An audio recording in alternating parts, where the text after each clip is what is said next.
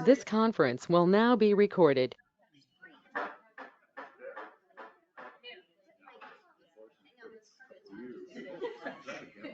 Good evening, everyone. Oh my gosh, that was a gavel. It wasn't a gavel, it was my, they took the gavel away from me.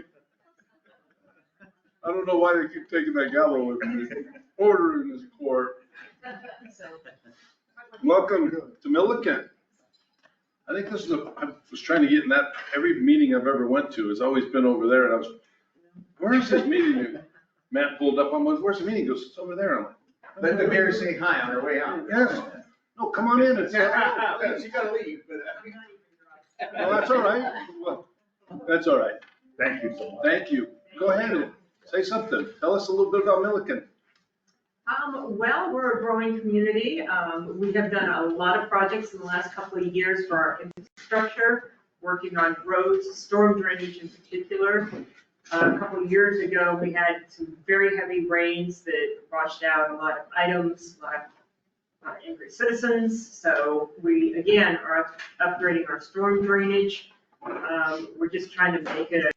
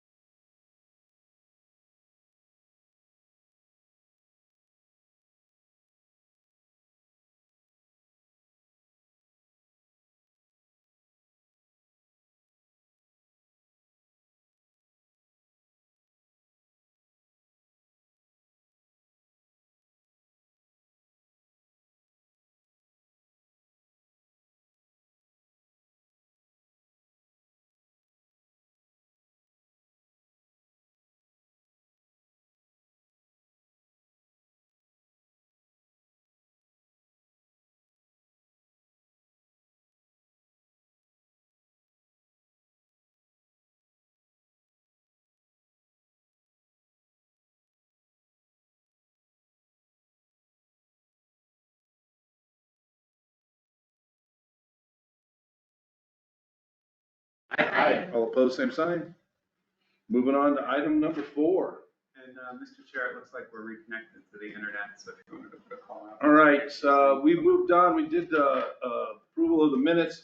I'm going to ask again, anybody online that would like to speak, public comment, raise your hand. I don't see any. All right, we're going to go on to item number 4. Item 4, Air Pollution Control Division. It's written, it's in your handouts. Item 5, any questions on that item before I move on forward? Anybody got anything on that? Item 5, MPO air quality program updates. Tina, are you online? I am. Can you hear me?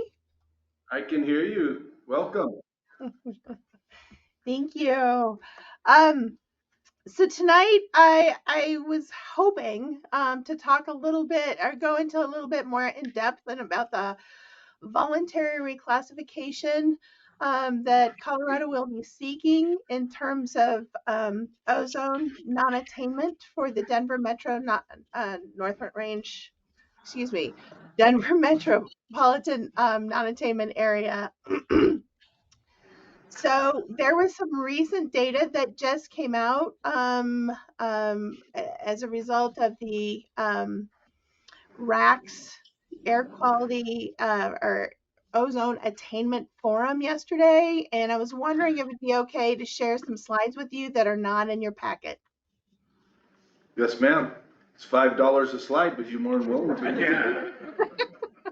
First, he's gonna bill that back to us. That's a good point. All right, I have to share my screen. I was able to do that. Let me see if I can find window. Sure. There we go. Share. There you go. Can I make it? Here we go. All right. So these are just some supplemental slides. Again, Colorado will be seeking a voluntary reclassification to the next more stringent classification under the 2015 ozone standard of 70 parts per billion or 0.07 parts per million. And that's based on both observed levels and recent modeling. So the RAC shared this slide. It's not a new slide, but it just highlights the number of exceedances that we've seen in the entire non-attainment area over time. And the yellow, yep. If you change slides, we're only seeing the first slide. That happened to me earlier today, so I knew you were talking about a slide, and I was like, All right, can you see it now? nope, Can you see nothing. I've got bar graphs? Nothing. Nothing? Share again. Try to share again. Okay. Share, stop. Commissioner, this never happened when we were running. No. I mean, for taking these photos. There, we got the bar graph. Is there any way to make that bigger in the room? Okay.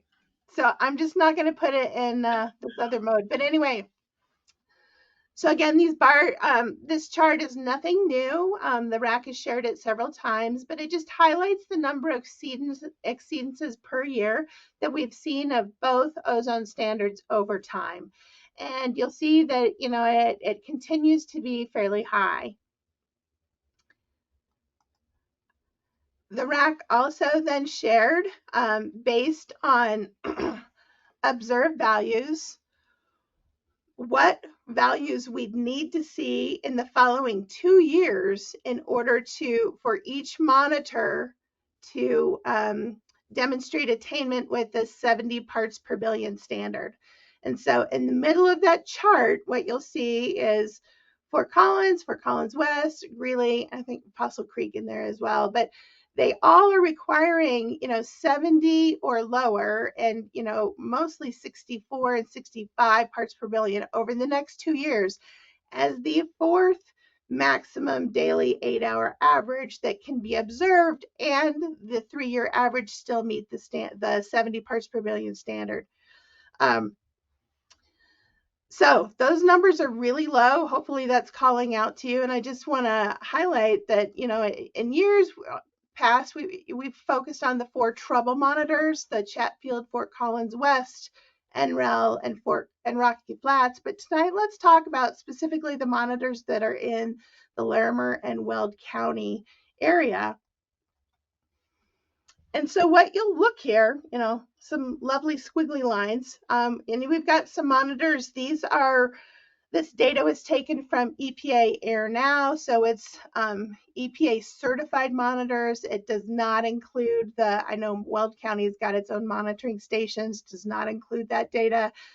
But what I did is I took a look at what EPA had in terms of data for the monitors in Larimer County as well as Weld County. And really what you need to take away is the band, that, we're looking for values in the next couple of years that are going to be 70 and lower. And look at how many readings are 70 and lower. And, you're going to want to look at, are there upward trends? Are we likely to see downward trends? A lot of it is meteorology, so it's hard to predict on that one. But regardless, seeing numbers 70 below in the next 2 years are unlikely based on historic data. That's what I was gonna ask. She just answered my question.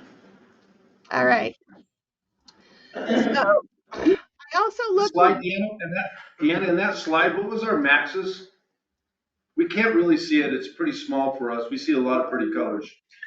a lot of pretty colors. I'm sorry. Well, it's there. That's a little better, but it just what was our maxes, the maxes, and what is our lows? So this is 0.9, so 90 parts per billion, 55, that's the scale here. What you're seeing in recent years are somewhere mid 80s down to, probably 67, somewhere in there. And we want to be around the 64 to 65 range? Yep. 70? Well, And 70 what is for Weld Castle Creek. County's, what is Weld County's last couple of years? So Weld County in 2024, you're going to see Greeley Tower was at 81 in 2024. You're going to want to see values at 65. So let's go look here at Greeley Tower, which is the dark blue line here. You're going to want to see values at 65.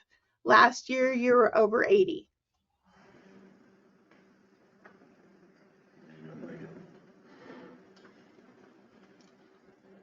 Okay, thank you. Okay. So 10 people? 1,000 people? So I'm a good council member. I'll take the bullet. all right, I'm going to get to modeling data here in a minute, but what you're seeing is a monitoring data. And so we looked a little bit more closely at the 2024 data that we saw for those monitors in Larimer and Weld County. And what I did is I looked at all, observed values that were higher than the 70 parts per billion standard. I saw that there were, general agreement between the monitors on related days. So you can see we had a couple events like somewhere around mid-July, we saw 76 up to 90. And then we also saw a series of similar events reading similar data, in early August. The yellow highlights are indicating what the fourth maximum value per monitor would be. And so you saw a lot of them, experience that in later August. And the other thing I wanted to highlight is, each monitor, they had a range of, between 8 and 18 days that were over the 70 parts per billion standard. So if you're looking at trying to exclude data for, whether it's exceptional events or that kind of thing, that's a lot of data to get rid of. So it's unlikely that that would happen. All right. So then moving on, I just looked at what the design values would be. And again, the design values are the 3-year averages of those fourth max values. And these are the values you actually compare to the standard to say, hey, am I meeting it or not? So you see in both sides, left side is Larimer, right side is Weld. You see the red dotted line is the standard and how that's changed over time. It's decreased. And then you see, where those 3-year averages are in comparison to that. And so for in Larimer County, you've got the design values that are above the standard for all 3 monitors, whether it's Rocky Mountain National Park, Fort Collins West. I didn't include the monitors that haven't been running for three full years yet. So there's more data coming online. And then on the right-hand side, you see the values for Weld County. And so I did include a couple of monitors that stopped operating in 2023, but I just wanted it for comparison to the design value and what values we were seeing over time. And again, in recent years, you see the design values above the standard. And with Greeley Tower, it seems like it's kind of on an upward trend. All right, so that's it for the data. Let's look at what the initial modeling that came back that the RAC shared. All right, so complicated slide, but really what I want you to highlight is look at the blue arrows that I've got there. This is comparing results from the previous SIP effort that was done associated, it was back in 2024. Serious SIP. And now what you're seeing is, hey, our models are now, we were projecting that by 2026, we were going to be looking good. Well, better, at least closer to the 70 parts per billion standard. But the recent modeling just came back and said, hey, looks like our modeled values in the future are going to be higher than we anticipated. By almost an order of magnitude. Well, by 10 parts per billion. So anyway, we're going in the wrong way, the wrong direction. And some of that is refinement of emission inventory. Some of that is refinement and better modeling and modeling tools. But regardless, we're seeing that our values are much higher, and we thought we only had to focus on the 70 parts per billion standard, when in fact we're still concerned about the 75 parts per billion standard as well. So because of that, this is another complicated slide. And what they did is, I'm just going to have you focus on the right 2 columns. They tried to factor out accounting for those natural events, those stratospheric intrusions that bring that good ozone from way up high down low, as well as then wildfire influence.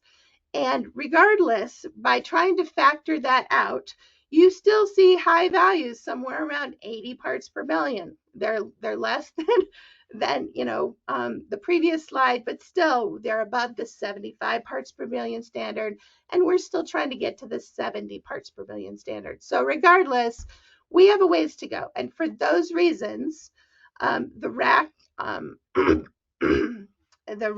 and the Colorado's Air Pollution Control Division are recommending that we move to seek a voluntary reclassification to the next more stringent classification under the 2015 standard.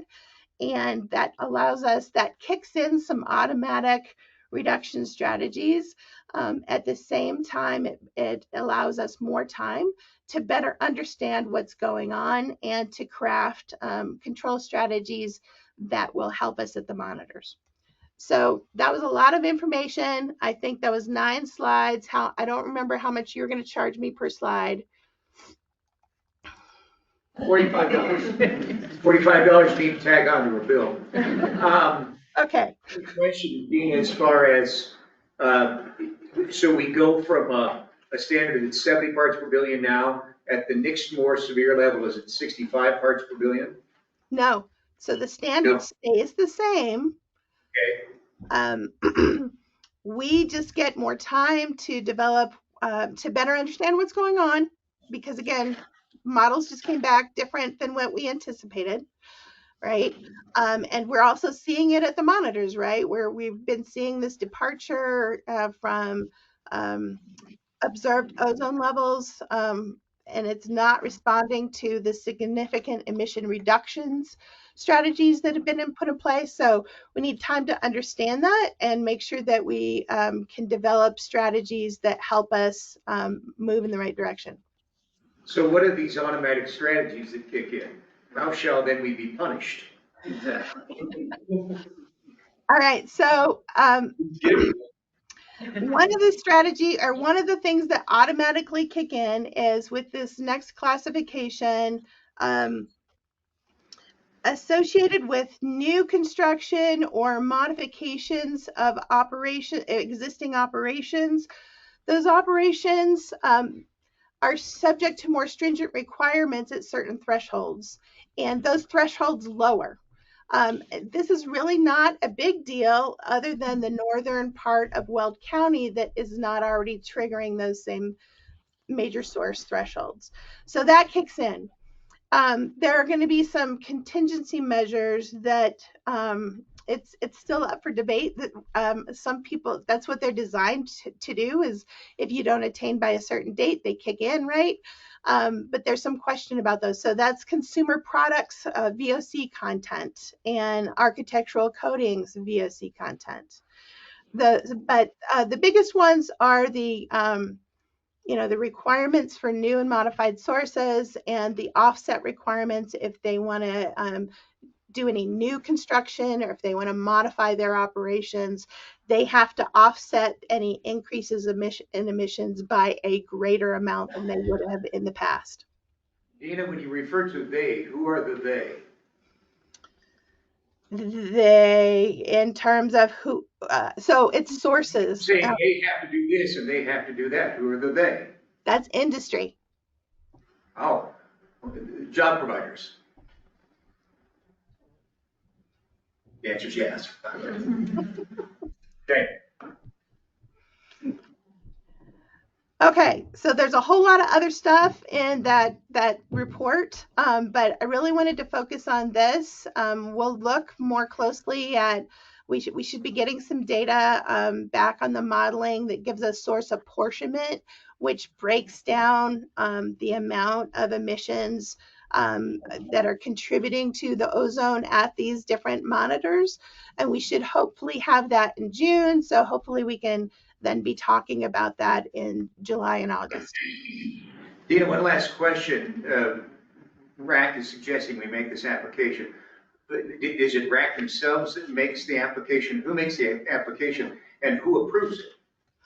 So the RAC is a partner to the Air Pollution Control Division. The Air Pollution Control Division, ultimately that letter would be coming from Colorado and the governor would sign off on it.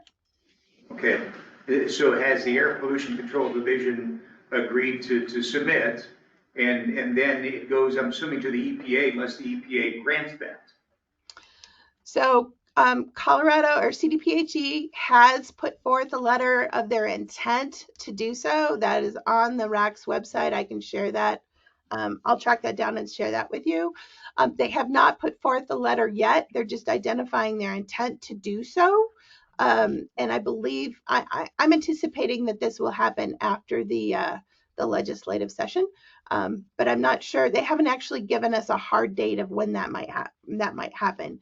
And then there's no guarantee on when EPA will act on that. Question, if it wasn't approved by the EPA, what are the consequences? Would there be more severe mandatory punishment?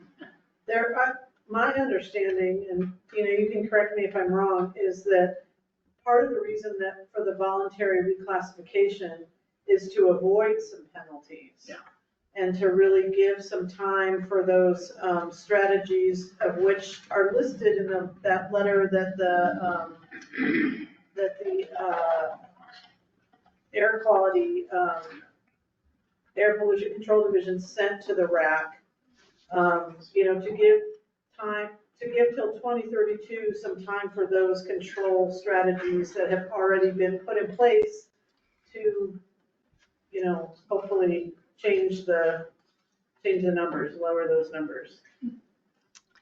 I can add From the NPO staff perspective, that these past couple of months, some of the biggest concerns that we've had is that the process was going so fast at the RAC with things that were potentially going to become regulatory on us, that it had us very nervous because we didn't fully understand how those things were going to work. And so when this came about at the last RAC meeting, that recognition that, okay, this buys more time to be able to fully vet these control strategies that are being put together and really know how it's going to affect us in the realm of transportation.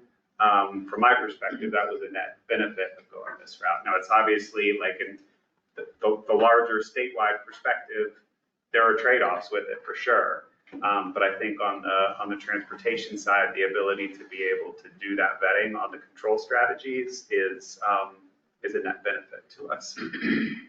Yeah, I want to highlight really quick that this is a good thing because Colorado would have to put forth an attainment demonstration. That's that modeling that shows that we're projected to meet or at least be close to the standard and such that EPA could approve it. The modeling is not showing that. So EPA would not be able to approve that attainment demonstration, and not being able to approve that demonstration can take you down a path to SIP requirements that could end up with sanctions and timelines that we cannot meet. And some of those sanctions include, the withholding of federal highway funding. So that's not the direction we want to go. Seeking voluntary reclassification is a good thing in this situation. To be honest with you, I almost want to get there. I want people to understand the consequences of the actions of this environmental and air quality. I almost think we should take it down the path where we start losing money and people start saying, why are we losing money? We can't meet it anyway. I almost think sometimes you got to feel the pain in order to change the offshore operations. Plus, if you can always just reclassify, then what's the purpose if you can just reclassify the next time when you don't meet those standards and then you just reclassify again? Pretty much. I mean, there is, the advantage is that we don't have to put such, what feel in some cases like draconian measures in place until they're actually kind of proven that they might work. And so it does buy us some time, and it does probably prevent those sanctions, which include losing federal highway dollars. I mean, I just want to reiterate that this is the EPA's requirement that we do this. Like, we're not doing this for, like, the fun of it, right? I mean, so until anything changes, we have to do something. We have to do something. Is this the only option that's available to us? What about 179B? What about making an application that would ask the EPA to remove the non-native ozone from the calculation? Have we pursued that, thought about that?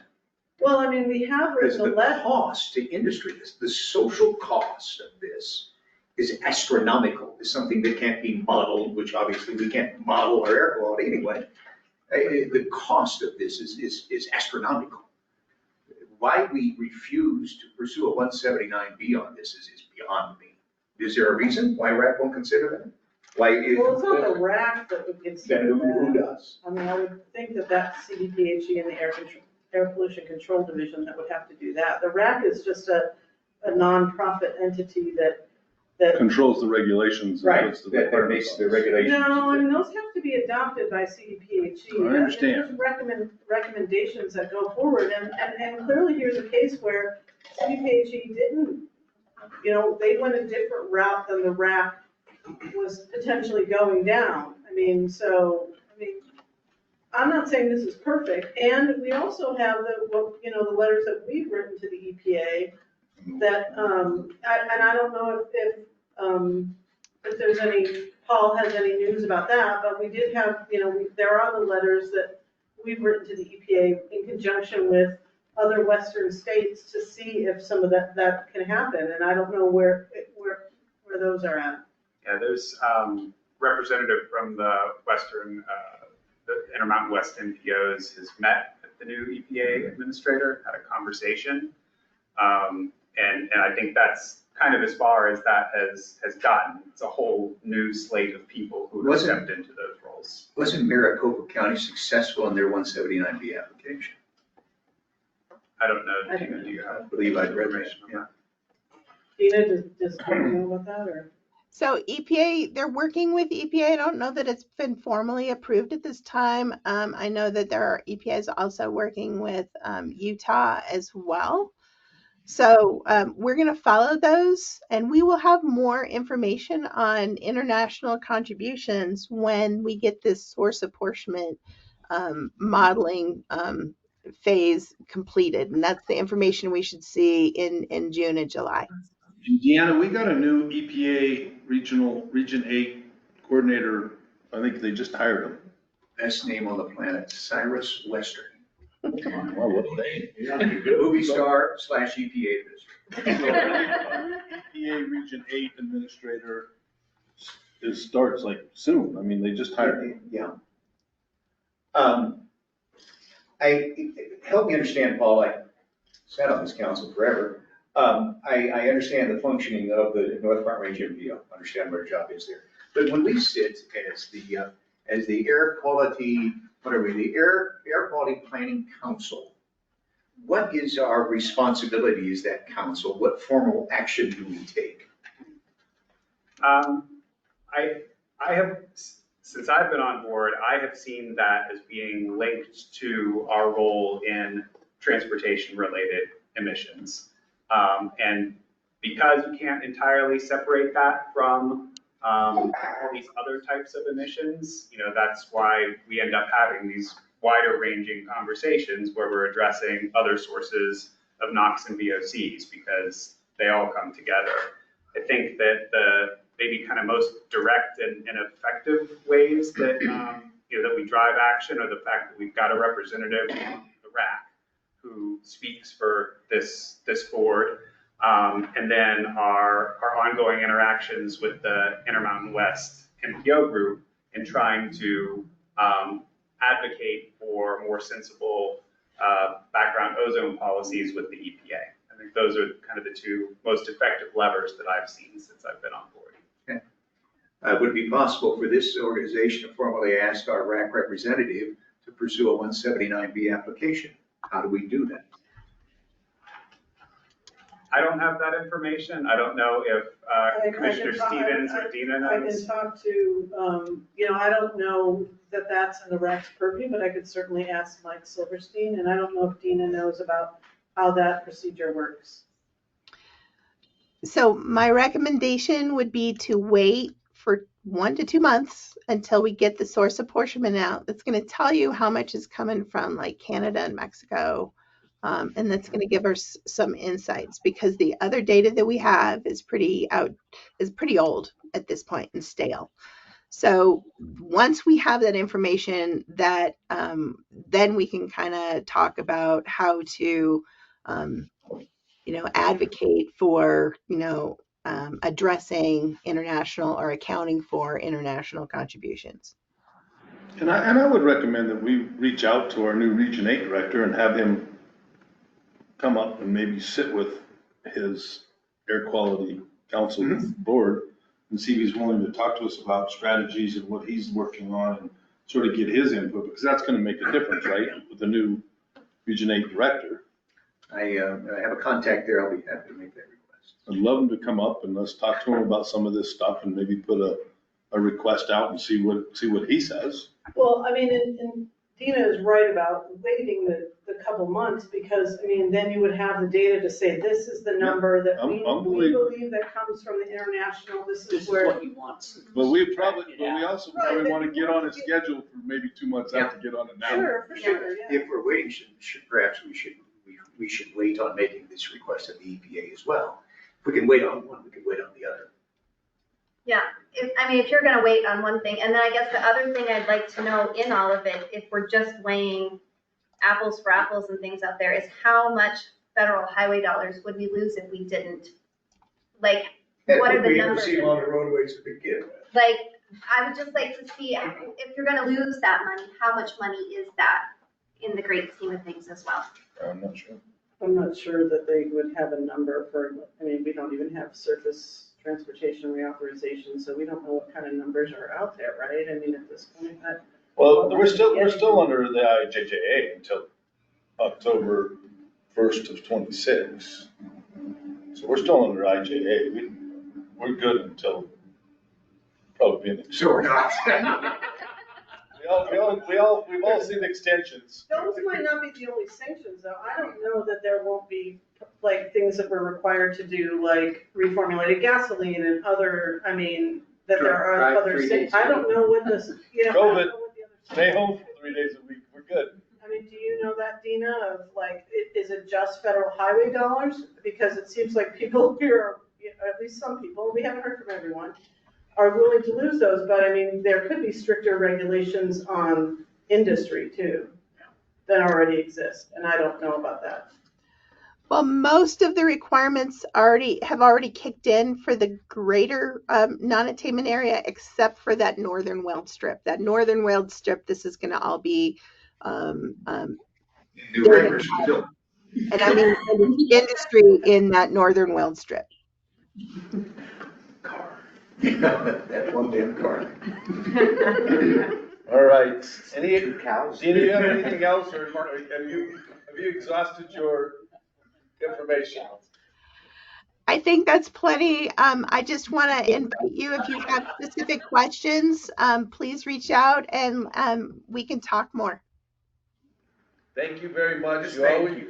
You always spruce up our meetings. Yeah. Go ahead, Matt. Can I make a request that those slides be Yeah. emailed to us? Yeah, that'd be great. So we Yeah, can see Dina, can you those. email those slides out, please?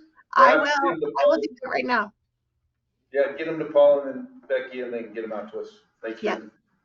I always appreciate your wonderful presentation. Best part of my night. And we've got notes from kind of the action items out of this conversation here, which is that, we'll get this information on the apportionment. And then sounds like there's some research questions in there about getting a visit from our Region 8 EPA administrator, and then evaluating the process. I didn't catch the number of the 170B. 179B to figure out like what would be involved in pursuing that. All righty. We're going to move on to the next item, which is item number 6. Regional Air Quality Council, RAC. I mean, I think we've really discussed. We sort of it. did that up pretty good. I mean, you guys want another report. But I mean, I do think the letter that's included in the packet is really helpful about, first of all, about why the voluntary reclassification, which I don't think is a bad thing. And some of the adopted strategies, which the CDPHE thinks will kick in and could change those numbers. But it does buy us time till, 2032 to be able to reach those numbers. And so that's what we discussed at the last meeting. All righty.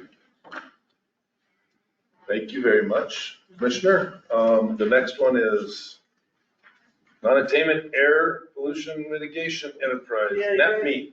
NFRMPO. NFRMPO did not meet in April. However, I did want to remind people, if any communities here applied for the small grant program, which was called Community Clean Transportation Assistance Program. Those applications were due yesterday, so I hope you got your application in if you wanted some of those dollars. There were about $17 million available, so for kind of multimodal type projects. We will be reviewing those applications as a board at the end of May, so on May 29th will be our next meeting. And that'll be an in-person meeting at either CDOT in Greeley or CDOT in Denver. And so we should have some news for folks who applied for those dollars sometime early this summer. And then just wanted to remind people that we will be having a larger grant program that should be coming online probably in the fall. Those are for bigger projects and likely BRT type projects. So thinking about, the weld on 34, that could be a really good space for you to get some dollars to be able to implement the BRT project that's been contemplated, so, I would try to get some of those dollars, because I think we want to get those out regionally. Kristen, do you know how big those grants will be? Those grants will likely be around $10 million, I bet. And they would be, like I said, they're meant for bigger projects like BRT, so. That's all for me. All righty, thank you. Let's go ahead and move into the next Metropolitan Planning Organization agenda. Item number 8, report from chair. Well, I do have a report. That's right. I think everybody saw the email. Our esteemed leader for the executive director for our North Front Range Planning Council is leaving us. We do have whips and chains out back. Shots at him before he leaves. We'll give him some scars before he goes to Canada. Some souvenirs. Yeah, a little bit of souvenirs. Paul's done a great job for us, 11 months.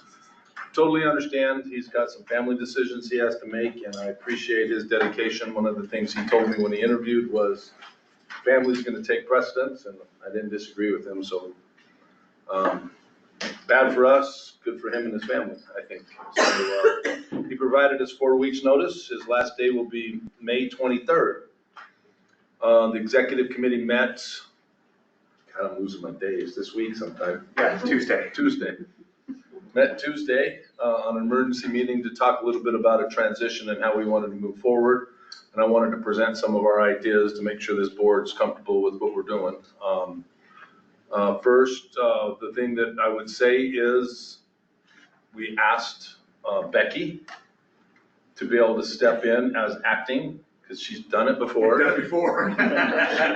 Every 2 years. She's been here about 10 or 20 years, as long as I've been coming. The last 5 is aged for 20. But Becky, I think, will do a great job, and we'd like to get concurrence. We don't need a vote, but we'd like to put her in as acting, to start sort of taking the role and working with Paul on the transition. Good idea. We will give her a bump in pay to doing acting, because it comes with the responsibility, should come some financial gain. So I just like a thumbs up for everybody, if everybody's good with that. Awesome, I appreciate that. I didn't want to make the decision. I was gonna make the decision. They told me I couldn't. Why is that? You wanted to, but. Yeah. Well, Kristen and I and John were all sitting on the call going, yes. But we thought we better bring it to the entire board. So Becky will take over and help and work with Paul in the transition. Another thing that we've done is we've asked Paul to put a pretty substantial transition outline together of what's working on, what's he's doing, what do we need to make sure that we don't know. And having Becky there is gonna be a lot easier, but he's gonna be putting a transition plan together for us, things that need to be handed off in the next 4 weeks, and then start working with the team and getting that transitioned. I think the team's pretty full right now. We don't have any vacancies, do you? We've got a vacancy in the planning group for the modeler position, but all of our key leadership roles are filled. So that's a good thing. He did get that done in his short period of time with us. So thank you. And then also, just so you know, we've asked Suzette. Suzette, are you on the phone? She was gonna try to. So we have contracted with Suzette. We put budget in this year to transition with Paul. Hey, Suzette, how's retirement? Lovely. I played a lot of golf this winter. Good for you. Good for you. Don't rub it in. But we've asked Suzette to work with Becky since she ran the last hiring process. We thought she did a good job. We didn't go to a consultant. Suzette did it on her own for us, and so we've asked her to do that again, and I would just like everybody consensus that we have Suzette run through the same process. We all good with that? Good. And then she'll be on board to help transition to the new person with Becky when they come on board. So I think it's a good thing, and I'm sure Paul's phone works in Canada. It does. If there's anything you need to call him on. He's a tariff, getting up there, but It could be a tariff, but he might be part of the 51st state after a while, so he might be contracted to us. I think you're getting one. I don't think BC's coming our way. So everyone's good with that transition, and then the HR committee will be Who's the chair of the HR? Oh, I don't know, I'm on it, I don't know. Who's the chair of the HR? I think you are. So we'll have you guys work on the interview panel. We'll pull a team together to sort of start and narrow down the applicants to the top 4 or 5, whatever. We had 4, I think 3 or 4 last time. So we'll get that, and then anybody on the board can sit on the last interview and help do the transition into that. But the HR committee will put the questions together, working with HR, Suzette, to make sure that we're getting it out to the right people. And we just want to make sure that we empower our HR group to do their job. I think our questions are pretty fresh, so. Yeah, it's 11 months. Is there any other comments or anything that we need to be thinking about around this group? Other than a collective expression of appreciation for Paul, Done a great job. And we're gonna do a little, I asked Becky to try to put an event together for Paul before he leaves on the 23rd, because I think the 23rd, you're gone, like soon after that. Following week, yeah. So try to get something together for him, maybe over at the NFRMPO building for cake and ice cream and maybe some libations. Or we could do it at a bar. We all cry. We have those, we have breweries. Yes, good ones, good ones. So Becky will be working on that, and we'll do a going away for Paul, so bring your condolences cards and your tears. But thank you, Paul, you've done an outstanding job in 11 months. You've learned a lot, and you've come a long way. I mean, I was looking forward to ending my chairmanship with you, but I guess I'm not going to. Thank you. Thanks, Paul. that's why he's leaving. He's looking for I think that's right, We actually are blaming you, John, by the way. Well, the executive committee did too. So I said, Paul, if I did it, I'm sorry. That was the first thing he said to me when he picked up the phone. I called it right after he texted me. I'm like, did I do this? But you haven't want to say anything? You good? Yeah, I'll do you want me to just? Yeah, why don't to you my go in report? and go into your executive director report? Yeah. Cover a Do couple your minutes. 2 cents, yep. Thanks. Yeah, so first on the list, got a bullet in there, just would like to draw your attention to the letter from the US 34 Coalition that's in your packet. This was provided to us a couple of weeks ago. The letter highlights a few key aspects of the US 34 corridor. It talks about how it's a critical east-west regional link, the improvements to the corridor benefit the whole region, and that the stakeholders are organized and coordinate with each other. The coalition in that letter is requesting that the US 34 corridor should be prioritized in our 10-year list of projects. And so I will note that we've got the chair and the vice chair of our technical advisory committee here tonight. We're going to speak in just a couple of minutes. And so you've got this letter as one more data piece in making those decisions about how you ultimately rank the projects for our North Front Range priority list, and then the conversation that we'll be having in just a few minutes with the TAC. So that's what that's all about. I've got a good news item to share with you, which is that last week our Vango operations and fleet manager, Shane Armstrong, was recognized by Colorado State University, the President's Sustainability Commission, with an award for exceptional work to advance sustainability at CSU and beyond. That's our Van Gogh program has a great partnership with CSU, and so it was just really excellent for that committee to recognize Van Gogh's work and Shane's work in particular in helping people to use van pooling as a way of commuting to campus. Fresh off the presses, I've got the latest information we have available on the evolution of MMOF and what is happening with those pullbacks that are a result of the state budgeting process.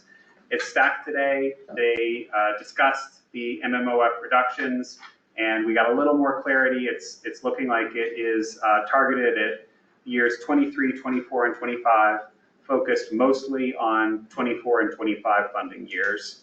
So that means that in our recent call for projects or any call where we've allocated funds for 24 and 25, we're likely going to need to come up with a plan to either reduce amounts, push some of that out further into out years, cancel projects. It's all going to depend on ultimately what our allocation of the cut looks like. A couple of factors that will play into that are like the good news on the tail end of the bad news. For one thing, CDOT says that they are changing the way they typically approach these rules, that recognizing that we're probably going to have to push some projects out. If we need to use some out years dollars, that we can advance that up to 2 years. So my understanding is that if we've got a 2025 project that had 2025 dollars, but now those need to go away because they're not going to give us that, but we can account for it in, say, 2027, that we could pull those dollars forward and still potentially keep the project on track. I'm glad we kept that simple. I don't know if that makes sense. The downside, That really makes sense to me, but it doesn't make sense. Can I downside budget it? We won't have the money in I'm sorry, 2027. Can I buy stuff today on money that I'm gonna earn in 2 years? Just, that's how I understand the process. It's called, in CDOT's terms, just to let you guys know, it's called roll forward funding. There you go, it's got a name. So, that's what I'm gonna tell my wife, honey, credit cards are roll forward. And bank loans. But in 2027, you won't have the money for projects. No, and then you fall Worry to about 29. 2026. That's a problem for another day. For those of us who got projects, who got some of those dollars and have projects Yeah, that's that, what- we have a project that's very dependent on those dollars. And we are not finding other dollars for that project, and, that weird accounting would be really helpful to us. It is going to be, and what they're banking, I know their state budget system really well, I just know where the bodies are buried. And a lot of times they're banking on using their reserves or any reconciliation dollars to do Sure. that, and then they're hoping in 27 that the funding process has changed, and then they make it whole moving forward from there. So they're using some of their slush funds, which you call their cushion, couch cushion, nickels, dimes, and quarters, to roll it forward, to be able to sustain, to get things through for projects like Commissioner's talking about, then to look forward into the future, and hopefully you don't have that cliff, that there is actually a shorter drop. they're also looking at it over like a 9-year period. So from when MMOF started in 2020 all the way through to 2029, which that's the other drop of good news in all of this, is that previously when we did MMOF calls, we were only approved to allocate out to 2028. So that's as far as our awards went.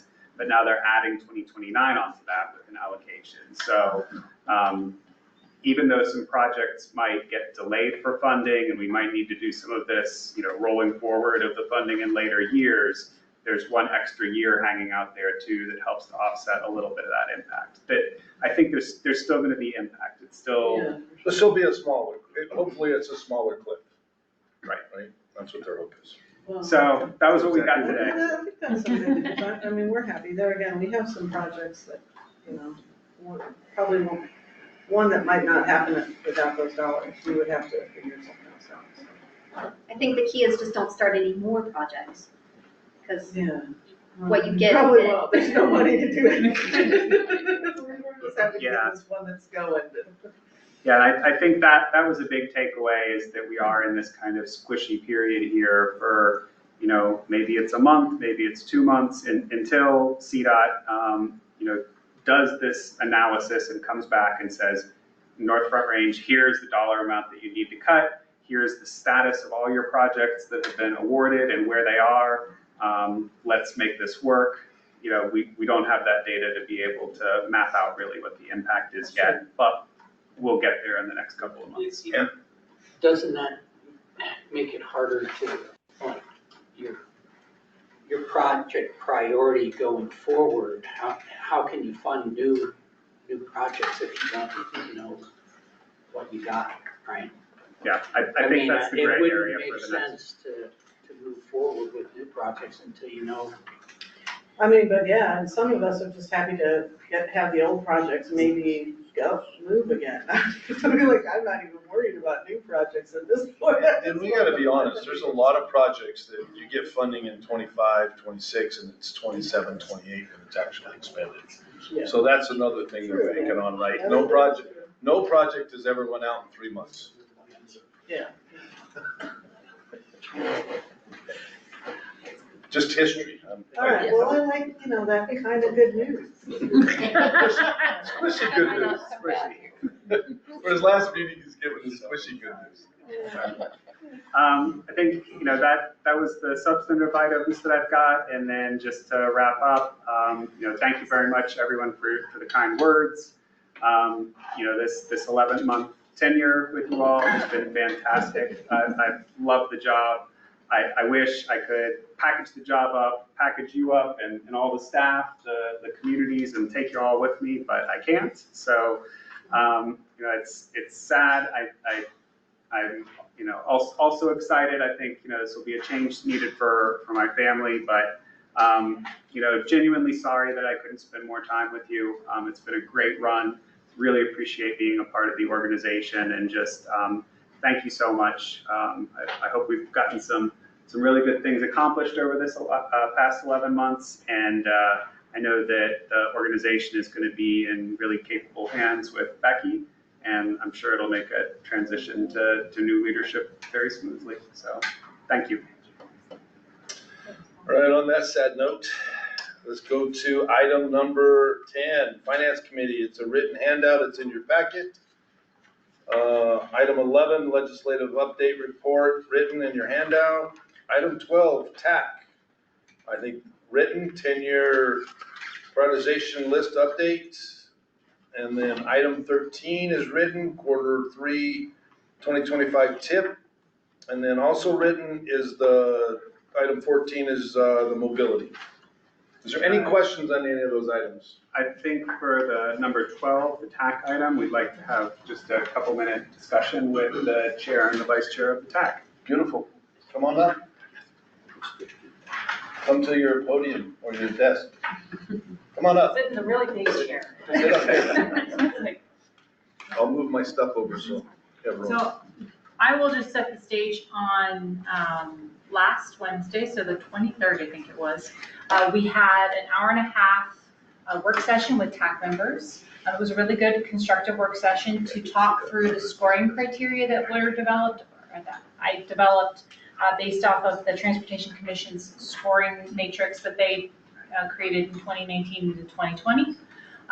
Came up with some tangible data-driven scores so you could put to some of the fuzzier concepts. What is economic vitality? What does that mean? What does accessibility mean? What does regional priority mean?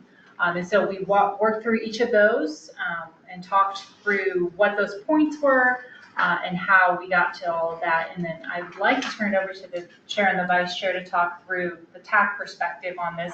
And just on the screen, you can't read it. I know you can't. This is the world's longest spreadsheet that I came up with for the scoring criteria. And this is what we worked through at the workshop. It was bigger. We just shrank it down to this. So Nicole and Evan, if you guys want to. 18 holes. Go ahead, Nicole. So as your technical advisory committee, we wanted to provide you some data to help see some of the problems across the region. I think we all are very familiar with problems in our own backyard. We understand the transportation issues we have in our own community.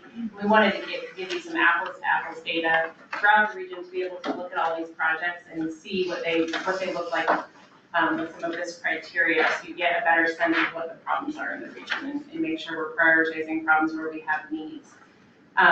I also want to just give a shout out to our Region 4 staff that helped populate all of the data. Dee, Josie, and Trina, super helpful on a very short timeline, getting good data that we can use across the region.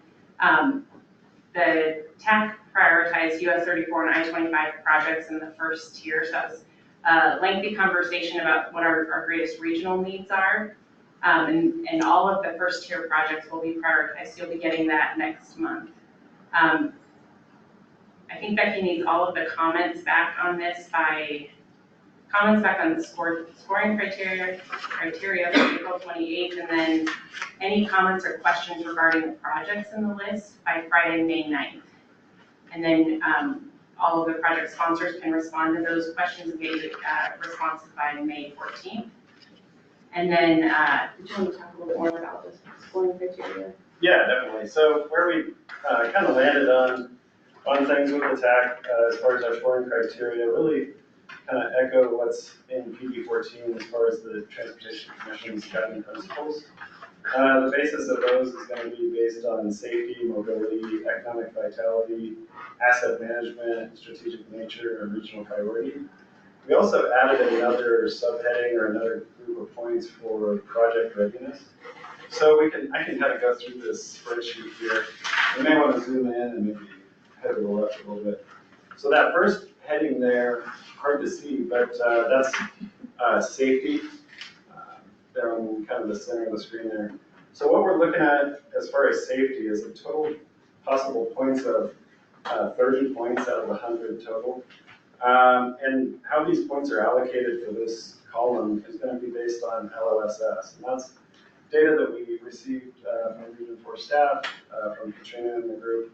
Level of safety service. Level of safety service.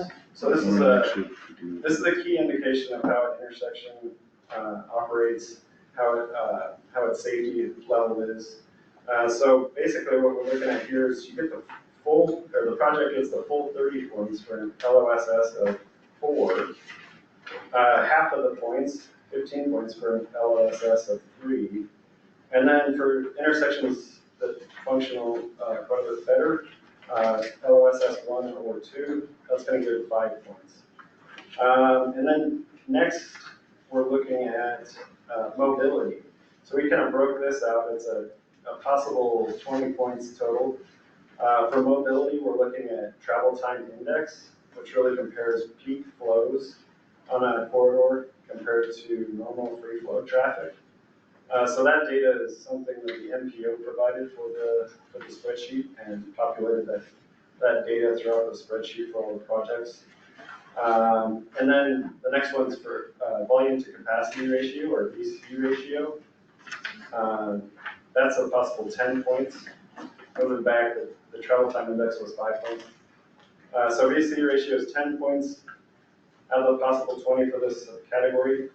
VC ratios greater than 1, you get the full points. VC ratios of 1, you get 5 points, and then less than 1, you get 2 points. And then the other category for this mobility umbrella here on this section is for complete streets, and this is 5 points for this. So going through this real quick, you get the 5 points or the project gets the 5 points if it's a roadway project that includes complete street elements, including bike and ped and transit facilities, or project constructs or expands access to active transportation facilities, or the project increases or expands access to transit services or adds transit facilities. So moving along, we're going to economic vitality. This one's pretty hard to score without being too subjective. This is a total of 10 points, and we broke it out into 5 points for these two subcategories. The first one is, does the project promote planned growth and development and employment along the corridor? And then the other category is support the movement of goods and services. That's right. So yeah, we're talking right there. Next category is asset management. So we have a possible of 5 points for this. And what we're looking at here is between pavement and bridges. For pavement, you get 2 points for a project that will increase the percentage of pavement in good condition on interstate or non-interstate, national highway system or priority RSEs or regionally significant corridors. 3 points for bridges that are for projects that increase the percentage of bridges in good condition on interstate, non-interstate, national highway system, regionally significant corridors. A lot of stuff here. So moving along, next category is going to be strategic nature there. Total possible points of 15. In the first subcategory of that, we're given 5 points if it's 2 or more funding partners, and 10 points for the growth rate of the community involved. So that's kind of broken up depending on what kind of growth rate the community has on that corridor. That data is from the NPO as far as the growth rate of the communities. All right, so regional priority.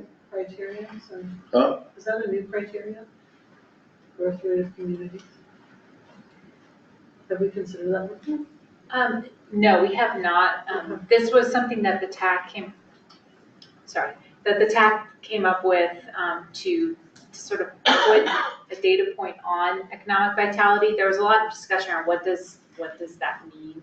What does this category mean? And so this is what the consensus was, to use the data that's in the NPO model to show a data point, but to also give additional points or more points to those communities that are growing more rapidly than others. Which would tend to be the smaller communities are more likely to have a higher growth rate. It's job growth or population? I'm sorry, I can't see that. Yeah. It's 5%. Population and job. okay. Job or population. So are there, like, what communities aren't in that category of just? So it's the percentage of the growth rate. So it's either less than 50%, 50 to 100, or greater than 100%. So based off of the change. Oh, from 2019, sorry. I To couldn't read that, I thought yeah. it was a different year. So that's what's in RTP, yeah. So that's. And you're trying to objectify or make objective in nature economic impact. Yeah. Okay. And who to follow the need, I think that's the biggest thing with transportation, where's our transportation? The need is more what I want to address, because just a percentage of population doesn't really necessarily indicate need. Is there in some data set somewhere, is there a predicted travel growth? Certainly we have a prediction of what our roadway is going to be carrying in 2045. I mean, is that a better indicator? And that's what the model is about. Yes, that is in our model, but this was specifically related to the population and employment. That was what the TAC had wanted to use for this particular one. We do have the growth rate, which is with the TTI factor, that data point went into that. So. Yeah, the problem I'm having with that is, I would just look at Timoth, for example. We have pretty high growth. We don't have that much employment. Yet, if you look at Harmony Road, 80% of the traffic on Harmony is not Timoth residents. It's, Weld County No, traffic. blame her. Well, I mean, and Blame her. both you guys. But And him. my point is that it might be, growth rate might be too localized when you're talking about transportation, that's really covering a larger area. But I think you come in and I think the things you're talking about, safety, travel time index, VO/C ratio, that covers what you're talking about. Yeah. Those things cover, hey, there's just a lot of volume on this Right. road. That's Hey, true. there's a lot of That's travel true. times index goes down. That's true. This one drives more of the economic. So this is only the economic vitality rate.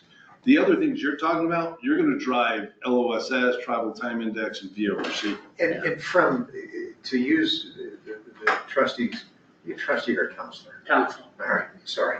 No To worries. use the Doesn't matter. The counselor's example. This just in a broader sense needs to remind us that we are a regional transportation planning region. 74 is the perfect example from Eaton through Severance, through Weld County, on into North Windsor, into Timoth, and on into Fort Collins. That's a significant corridor, one of regional significance in my opinion. And Mine that's- too. Which is why I want it on the list. And that's not Number even, 7. that's not even on CDOT's radar, which might be, we might even be able to build the damn thing. All right. Heather could give a good side eye. Oh, she's got questions. But I mean, those are the conversations that I think as we look at this whole thing, I don't know how that can be reflected, but how regionally significant is a given corridor? Because 74 is, you know, Weld County has often talked about 74, but more and more and more belongs to y'all, and not necessarily us. So, But it's nice that this is a part of it where it hasn't been in the past. Yeah. So it is a nice new piece of data to add to this, so. And it's data we have. Mhm. That's the important part. It's not making up data, it's data that we can draw from our model. Yeah. Okay, go ahead. All right, moving on, regional priority. So what we're looking at there is 10 points total. We wanted to give specific points for projects that are on I-25 or US 74. We're looking at 5 points for those projects on those corridors. And then the other part of this looks at the workshop that we had back in January of this year. Projects that receive 1 to 3 votes during that will get 3 points. And then projects that receive 4 or more points will get 5. You guys really thought through this, didn't you? Did you have something, what were you saying, Kristen? What's that? What did you say on that one? I like that. I mean, that's a way to incorporate the work that we did too, right? And, Yep. you know, those of us who were present at that, you know, got to vote on what projects we wanted. How many points total possibly? 10. 10 in that category. And then last category here, not on the Transportation Commission guiding principles, but another category that we added is project readiness. 10 points possible. So in this, we've broken it out between local funding availability and commitment, 3 points for that. 2 points for funding package readiness, and 5 points for right-of-way required or acquired. So that kind of wraps up what the TAC came to get through a couple different meetings. And then we will have the final prioritized list for you in June. So this is just sort of giving you, we haven't to take any comments on scoring. I gotta go to that last bullet. As a project engineer, that last bullet you just talked about, required or acquired? Very different, right? If it's readiness, even if it's gotta be acquired. Yeah. Or in the process, it could say acquired or in process of being acquired, but required. I'm in the process of acquiring How my does it first make it mention. different? I mean, how can you make that objective? I mean, what are you in the process of? Well, like you're out buying the right of way. You're in the process. You're not just, hey, we're in the 30% stage. We know we need right of way, but you're out actively acquiring the right of way, actively acquiring the right of way. But couldn't the question be on required? Do you even need it? Well, if Or not if needed? it's not needed, Then it's the let's say required. it's not needed, you get 0 points. Or you get all 5. Or you get all No, 5, but if then it's not because needed, you should get. So, but I will tell you, if a project is required right of way, that is not ready. It could take you 2 No, but- years to get the right of way. What I'm saying is, if they don't require you to get right of way, Not required right of way, that would be a So different discussion. that- That says required. like as if you do not require me to get it, then you get the full 5 points. Not required or acquired. There you go. That makes more sense. That's why Yes, I'm it like, does. required, I wouldn't get 5 points if I needed to buy 100 parcels and it's gonna take me 5 years. Not required. Not required or acquired. You should get the full. Now, I'm gonna ask questions, Mr. Chair, that are gonna blow our time. You know, I didn't expect that at all tonight. I'm curious about, first of all, this is being North Front Range MPOs, this is our documents. How does this feed coordinate, dance with the 10-year plan? What is the 10-year plan from a standpoint of CDOT? I mean, we're gonna concentric circles or subsets or Venn diagrams, whatever you want to get to, but I mean, is this designed to feed into what we ladder up to CDOT in the 10-year plan? Yes, this will be the list that we submit to CDOT Region 4 staff in whatever prioritized order this comes out to. And then in a few minutes, Heather will actually speak to Okay, getting ahead. Region 4's. Yeah. Talk to me then about data sources. Are they standardized? Are they, do they feed into CDOT well? Yes, so what Evan and Nicole mentioned is the CDOT Region 4 data. If you want to click to that tab just quickly, Michaela. So this is data that Katrina Cloverdance, Dee McIntosh, and Josie Thomas put together for us for each of these projects. So yes, all of this data is standardized. It's from CDOT sources for each of those 21 projects. Well, 19 of the 21 projects can have this data. 2 of them are planning studies. So. Okay. And then the rest comes from our model. So. When it comes from NPO's model, is there a CDOT equivalent? So our model feeds into CDOT's statewide model. So they do take our model is on Dr. Cogg's and PDACG, so they pull our models into the statewide model. So yes, it is part of that. But CDOT provided data for our model, and all of the local communities provided the data that went into our models. So there's some equality there. Yes. I was about to ask the question, if we came up with our own model, and it was an easy Well, model. there you go. That's my concern, So John. we all look better than other NPOs, we get more money. But No. I'm just My teasing. concern is, That'd be a no. if the goal is to get an A on the test, but you got different grading scales, you know, and local data concerns me. Is there an alternative to local data? So, go ahead.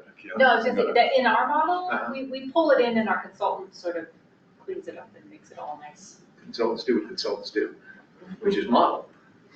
They're very good at it. This particular, it's Cambridge did it.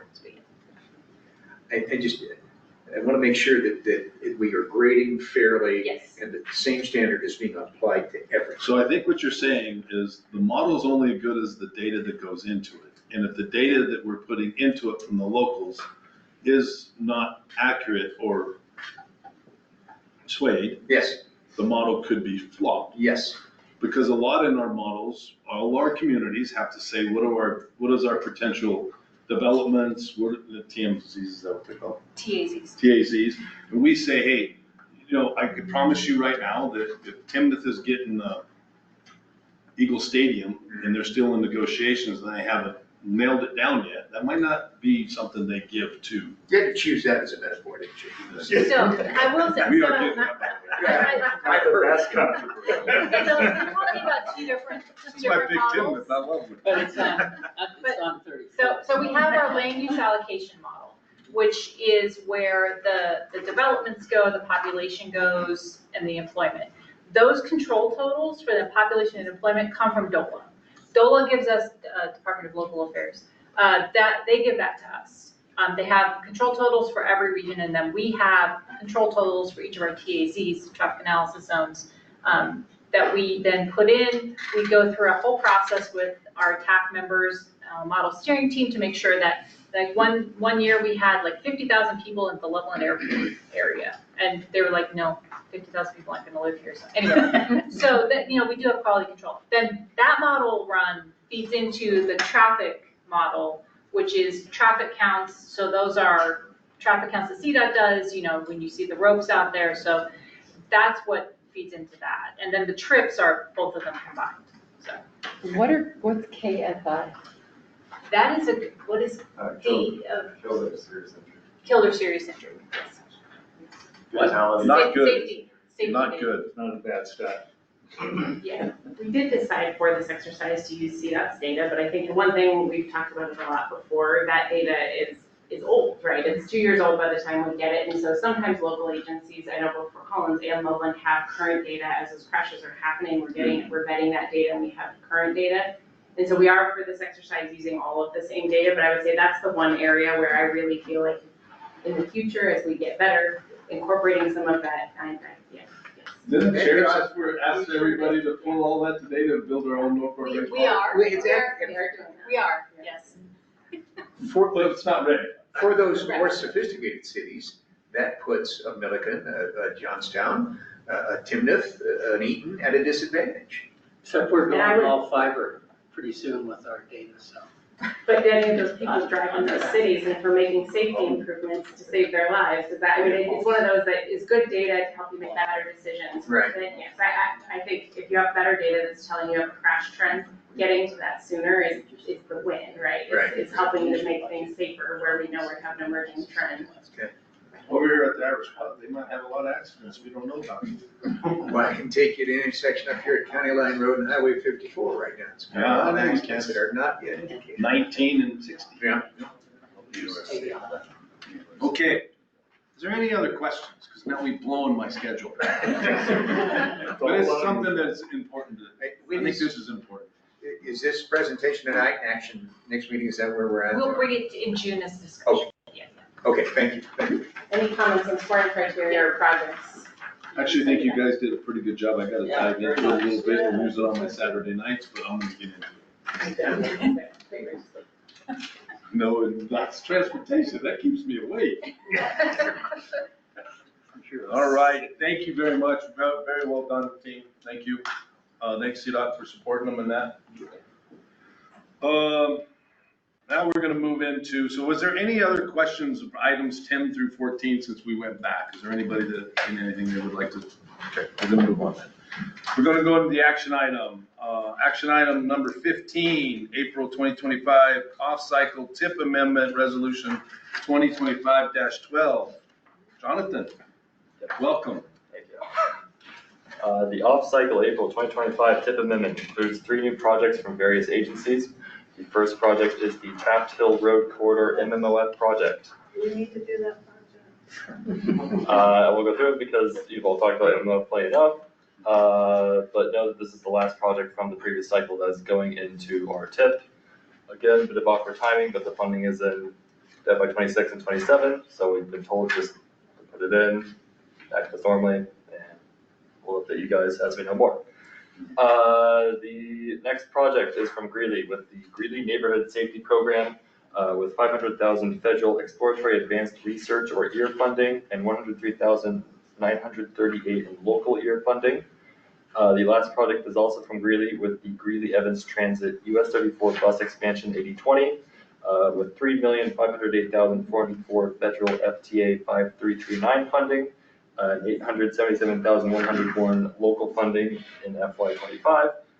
This project allows for the purchase of 5 new buses for expanded service along US 34. The 30-day public comment period opened on April 14th and will close on May 13th. The passing of this amendment is contingent on there being no public comments made by the end of the public comment period. NFRMPO staff noted no disadvantages, and TAC recommended Planning Council approval of the off-cycle April 2025 tip amendment at their meeting on April 16th.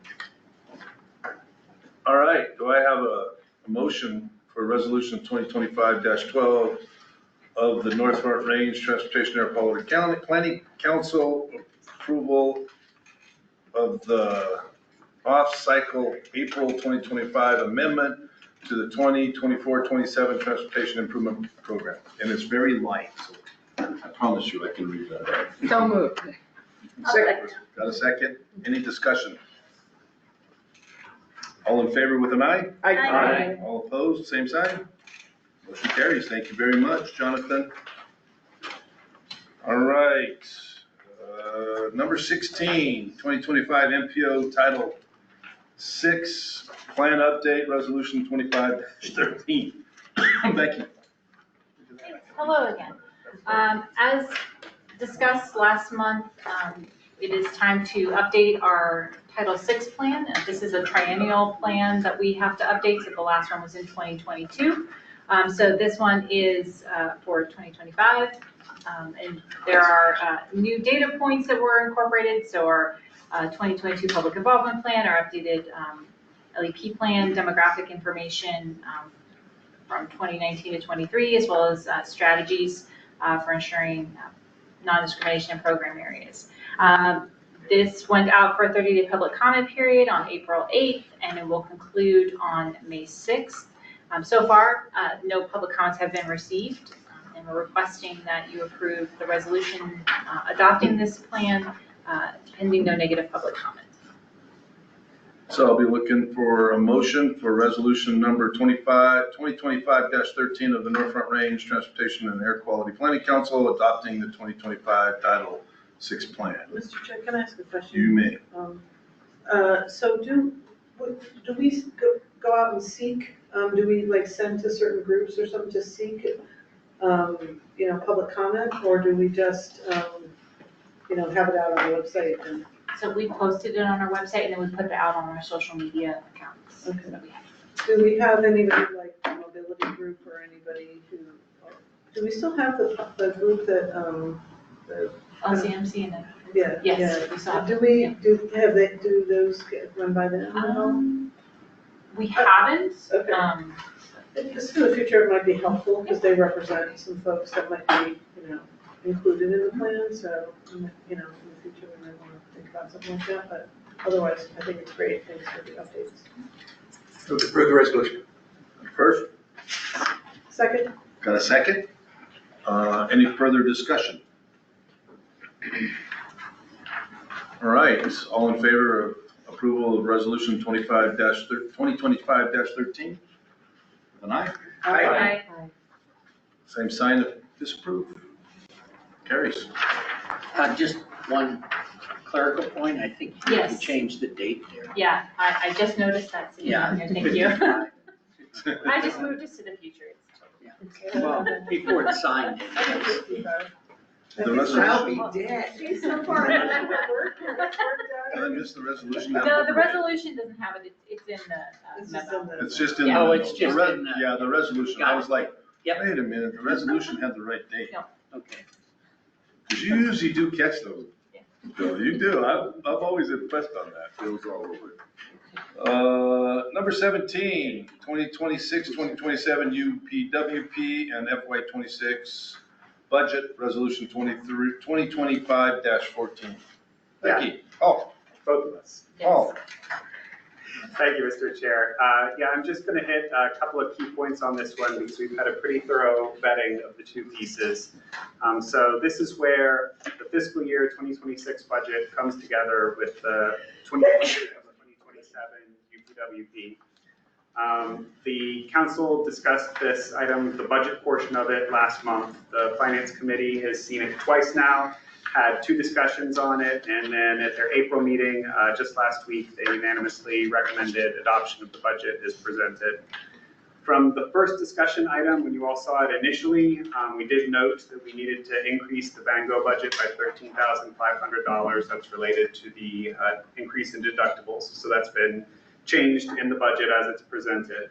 At that first discussion, council also inquired about the consulting services budget, and we did go back and confirm for you that as we had an intuition last time, but confirmed with the numbers this time, that the majority of that budget is related to the update of the travel model. It's $239,000 of the $412,000 that's budgeted for that line. Council is also interested in the lease for our offices, and so we went back and did some research on that. We took that to the finance committee and had a pretty thorough conversation with them about it. Basically, the lease that we're in right now would come to an end in 2027. What the finance committee suggested we do is that we do the evaluation we would normally do earlier. We pull that forward and start working on that now. And then depending on the outcome of that, potentially enter into negotiations with our landlord in the near term to make sure we're securing a really favorable arrangement. So that has been added to the transition list that I'm putting together to make sure that we continue forward with that. Finally, the Finance Committee also wanted me to acknowledge that we have been experiencing delays with getting some of our contracts with CDOT in place. Right now, that's affecting the 5310 urban and rural funds. Heather has nothing to do with that, so. She can push for us. I was not giving her the I sign. used to come to these meetings and get beat up, and then I had to go down and push. I saw you looking up at her, so, I just, in acknowledgement there, we're on it. We work with our CDOT colleagues. It's just, they're really backed up in those. But it's worth noting that we'll get that final contract amount. If it comes in differently than the estimates that are in the 2026 budget, then we would need to come back with an amendment to reconcile those. If they come in line with the estimates, then we don't need to do an amendment. So with that, that's the budget portion of it, and then I'll toss to Becky just to talk briefly about the UPWP portion. Yes, so last month brought the tasks for both fiscal years 26 and 27. I mentioned a couple of tasks were taken out because they had been completed. Due to the Finance Committee meeting being pushed back a week, the UPWP as a whole, so the tasks, the prospectus, so the front piece that talks about the region and sort of how we're operating, how we're set up, as well as the tasks, and then the budget was not able to be put out for public comment until Friday, April 25th.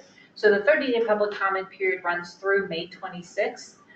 Which is okay in this instance because we don't need to get this approved by CDOT and FHWA until the end of the fiscal year, so there's plenty of time. So this is out for the 30-day public comment period. The link is included in the packet. Yes, so the approval would be contingent on no negative public comment, just like we do with the TIP amendments and with the Title VI plan, you just approved.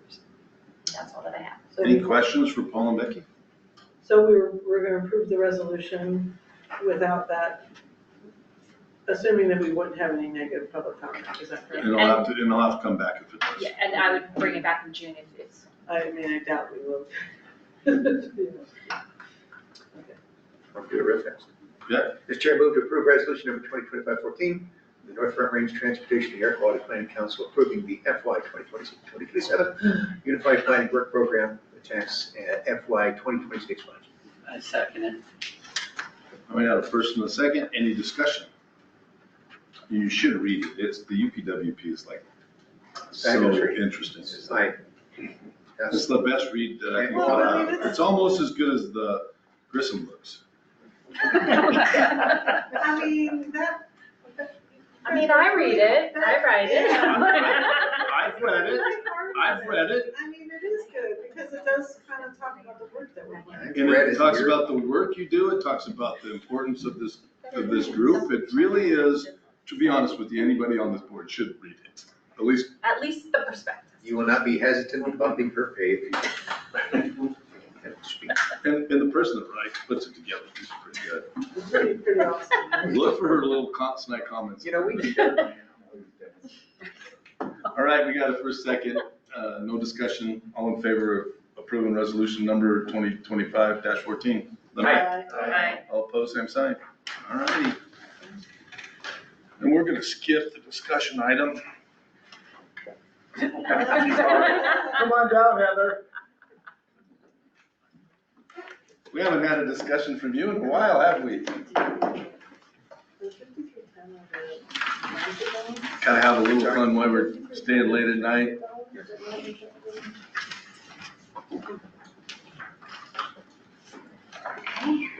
want to sit next to me? Yeah. I got two. I won't kick you. All right. Good evening, everybody. So I am here to talk about the 10-year plan. Open to any questions anytime as I present this information. We are not here to discuss projects. So I just want to make that clear. I just want to talk about the history of the 10-year plan and sort of level set. And then, cutting to the chase, we have a deadline of July 11th to submit a draft list of projects. And so the reason why I'm meeting with you guys now is just to sort of give you the background of the 10-year plan, sort of our fiscal constraint, and then the next time we meet, we'll probably be discussing projects because the next time after that, projects are submitted. So we don't have a lot of time, but I'll just jump into it. So we were told to wait, now hurry. We've been pause, and now we're gonna run to the finish line. I just wanted to make sure that we all understood that. Now, there is time to adjust after we submit. It is a draft. It technically does not get adopted until December, but there's public comment period. There's a greenhouse gas modeling that has to happen. So there's a lot of steps that have to occur. So it's not set in stone as of July 11th, but I'd like to at least know we went through a pretty thorough process to put our best foot forward as we push forward a draft. Yeah. Go ahead. Sorry, I'm sorry to have a question so early, but No, go. with the greenhouse gas modeling, could that change our order of projects that you would recommend that we do, or? Potentially. Okay. Potentially, but probably not within the North Front Range, because as, from a CDOT perspective, we're only required to come into compliance with everything outside of the MPO. The North Front Range is its own MPO, their own plan has to be in compliance with the greenhouse gas rule. So assuming we are selecting projects that you have already modeled into your plan, and you are already in compliance with that, more than likely, it has no impact. For my whole region, though, I have many TPRs that are outside of the MPO, and those projects need to get modeled at the statewide level, if that makes sense. Thank you. Yeah, we were one of the only few MPOs that actually did, we met our model when we did it. Yeah, and every MPO since then, I think, is coming forward with strategies and has come forward with mitigation plans to get in compliance with the greenhouse gas. But if we had some kind of new project that came up or something like that, that might not have been in the modeling, that would be like maybe the one thing that would. Correct, and I think, that's something that North Front Range would have to assess to say, do we want to add this new project that we didn't foresee already? And if we add it, will it kick North Front Range out of compliance with the greenhouse gas rule? So that's probably a conversation we should have if we do include something new.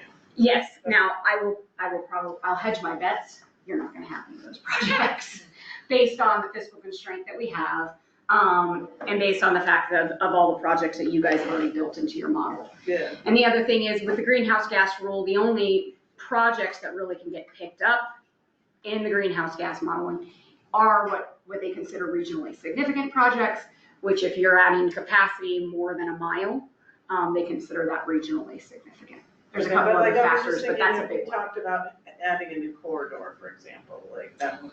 Yeah, and if we were to add a new corridor, that was, let's widen from, 4 lanes to 6 lanes.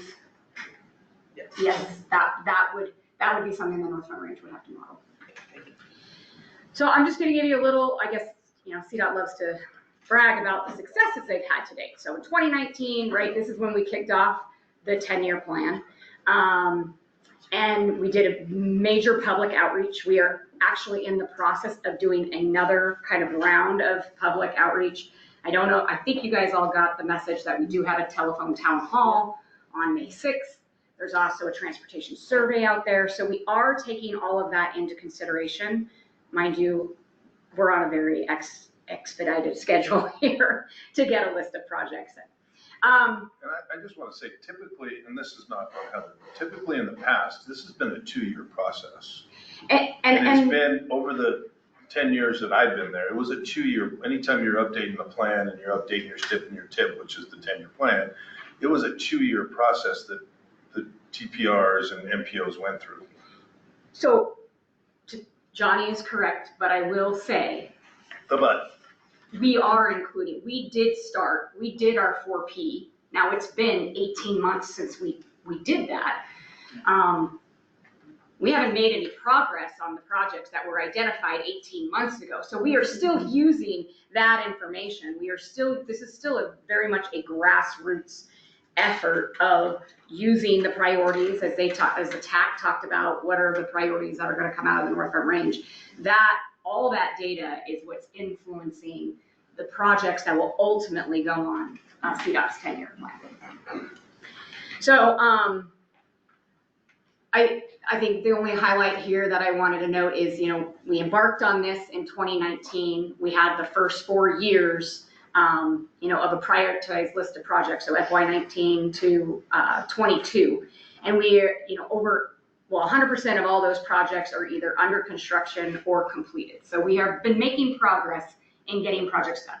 And I would think all of you guys, I know you're a planning commission, but I think ultimately you want to see projects get done. Projects are getting completed off of this 10-year plan, which I think is something to be proud of. And, just to spotlight a few projects here in the North Front Range, I-25 obviously being a big one, but I'm showcasing here, it was 26 miles of the I-25 corridor that got done as part of this 10-year plan. We also built 3 mobility hubs as part of that. the Birth and Mobility Hub and the Centera Mobility Hub. And I think this graph is really good. In October of 25 was when the mobility hubs opened. We have seen a 32% increase in ridership on the North Line, on Mustang. It's the highest percentage across all of our West Line, South Line, and North Lines in the state as far as increased ridership. So I got something, that was coupled with adding additional service routes too. So not only did we open the mobility hubs, but we added more opportunities for people to catch that Mustang bus. So that's a success. And if you haven't visited them, I highly encourage you guys to go visit them. The Centera Mobility Hub being, I think, our premier sort of the spotlight that everybody likes to look to is what a mobility hub should look like. But they are open up and down the corridor here on I-25.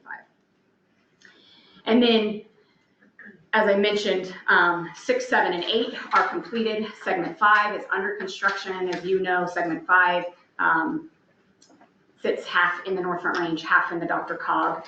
But since we've opened those express lanes, we have seen a 41% reduction in crashes on the I-25 corridor, which I think is something to brag about as we look at safety. Yes. Can I dig in? Is that back when it was just 2 lanes? Yes. Okay. So that was not during construction. We did see a increase during construction, and I don't like to talk about those numbers that much, but it is a work zone with not a lot of clear zone. And people still trying to drive 80 in a Yeah. construction. And we're seeing it, and we're trying to take a lot of steps on Segment 5 to improve safety on that corridor. We've added those transverse rumble strips. We've added a bigger offset with those barriers. I mean, we put down more temporary pavement. Tickets. We're ticketing. We've got more enforcement. We've got areas to pull over. People are still crashing in our corridor. We can't seem to get people out of there. They're just distracted. It is considering it is a safe work zone for construction purposes, but not when people are driving at the speeds they want to drive. But on 6, 7, and 8, a 41% decrease in crashes. Yep. You cannot tell me that a capacity project is not equal to a safety project. You Well- don't have to comment on that, Director. But I will. Yeah. And I mean, in addition to the capacity, we brought things up to standard. We have wider shoulders, right? That shoulder width, the guardrail, right? Removing of the frontage roads. Like there's so many things that improved the safety, that improved interchanges. There was a lot of things that really made a difference on that corridor. And then Spaghetti Junction as well is under construction right now. That is a smaller project, but it is to improve the signing and striping. As we know, that is a confusing interchange for people to navigate. So that's just some looking back. So where we are currently in the 10-year plan, we started in 2019. We had projects basically identified through 2028. Each 4 years, we really only had money for the first 4 years, and I've got my next chart will basically show you sort of the evolution of the 10-year plan. But Senate Bill 267 was the COPs that we took out and bonded our buildings. It was a $500 million for 4 years in a row, so $2 billion program. The 10-year plan said, if we were to continue to get that much funding year after year, what would this list of projects look like? That was what we embarked upon. Then in 2023, we set a new set of priorities out of that same list of projects, said, hey, what do we want to put our dollars to? Because Senate Bill 267 was done. And then next we had some Senate Bill 260 and IIJA. The greenhouse gas rule also got passed at that time in 20, I'm gonna just jump to the next, because I think this is a better slide. This is my slide. So talking about the evolution, in 2017 and 2018, pre-Polis administration, pre our current executive director, that's when the COPs were planned. That's when Senate Bill 267 was gonna come online. Our previous executive director identified about 1.5 years worth of projects to deliver. And the target at that point was 10% of all the Senate Bill 267 dollars had to go to transit. And then 80% of all the funding had to be spent in the next 4 years. So they were really looking at project readiness. The other thing was they wanted it to be projects of regional significance. They wanted to put it towards projects that wouldn't get done otherwise without these dollars. So about a year and a half. Then in 2019, new administration, Shoshana came in, and those projects were selected off of what we had called a capital development plan, and it was fiscally unconstrained. It was a big list of projects, big needs across the state. That's where we selected, and 7 and 8 was on that list. Then in 2019, we developed the 10-year plan. We had a constraint of $500 million per year when we developed that plan, but we really only had dollars for the first 4 years. We also got some more criteria from our TC. So we had TC guiding principles when we selected projects. And out of that, they also said we want 25% of all the funds to go to rural paving, and we want 50% of all those dollars to go towards asset management projects. So in addition to taking 10% off the top for transit, they also put some other constraints on it, saying we want, this is the makeup of the projects. Then you fast forward to 2021, the greenhouse gas rule was then passed, and it also came with some new revenue. So then in 2022, we basically updated the plan. We now said we don't have 500 million per year, we only have 350 million per year, so we kind of had to reduce. We didn't really reduce the project list, we pushed them to the out years, similar to what you're talking about with MMOF. You're just pushing the projects down the line, like there's less projects. So, you know, we had some identified funding sources, Senate Bill 267, 260, IIJA. We still had our TC guiding principles, but all the projects we put on the list also had to get in compliance with our greenhouse gas rule. So that was another like check, we had to do that. And so now here we are today in 2025. We're doing another refresh to the 10-year plan.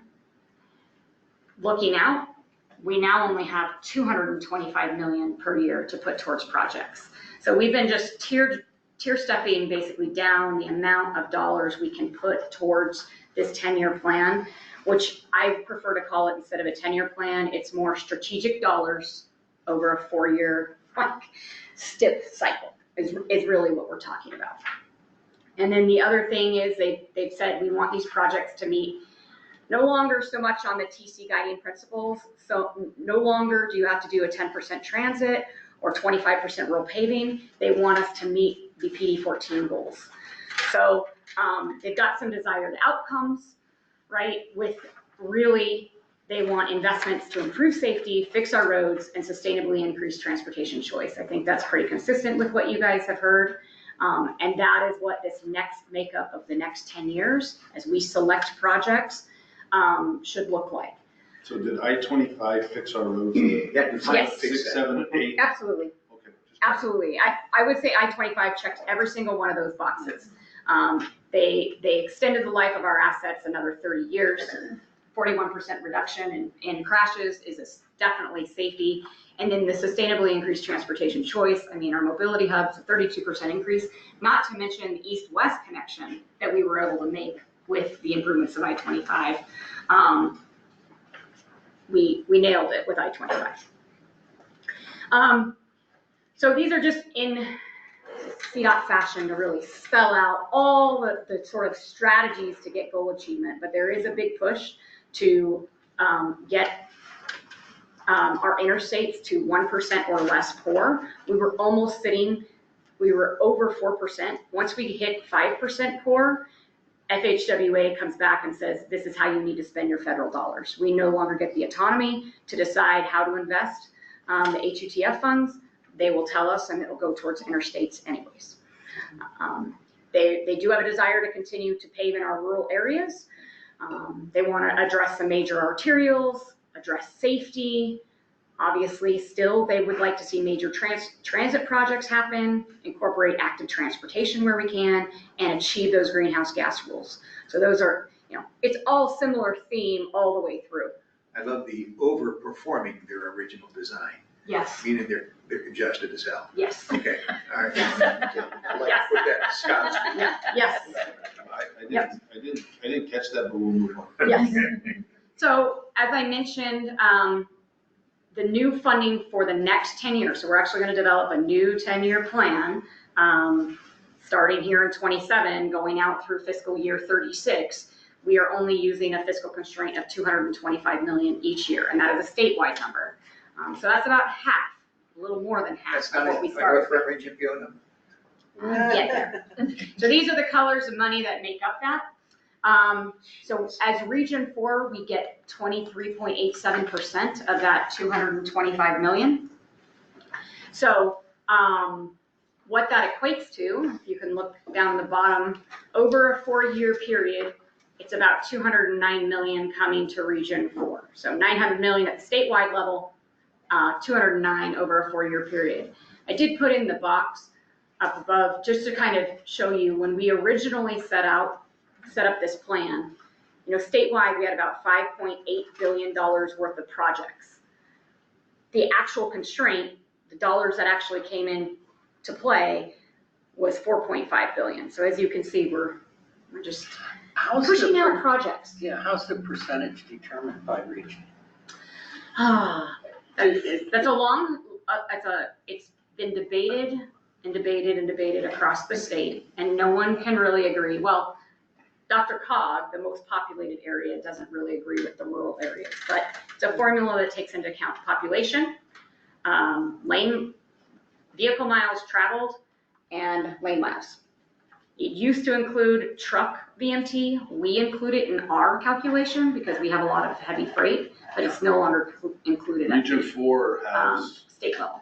kept the old formula in our distribution of money within our TP. Within it, yeah.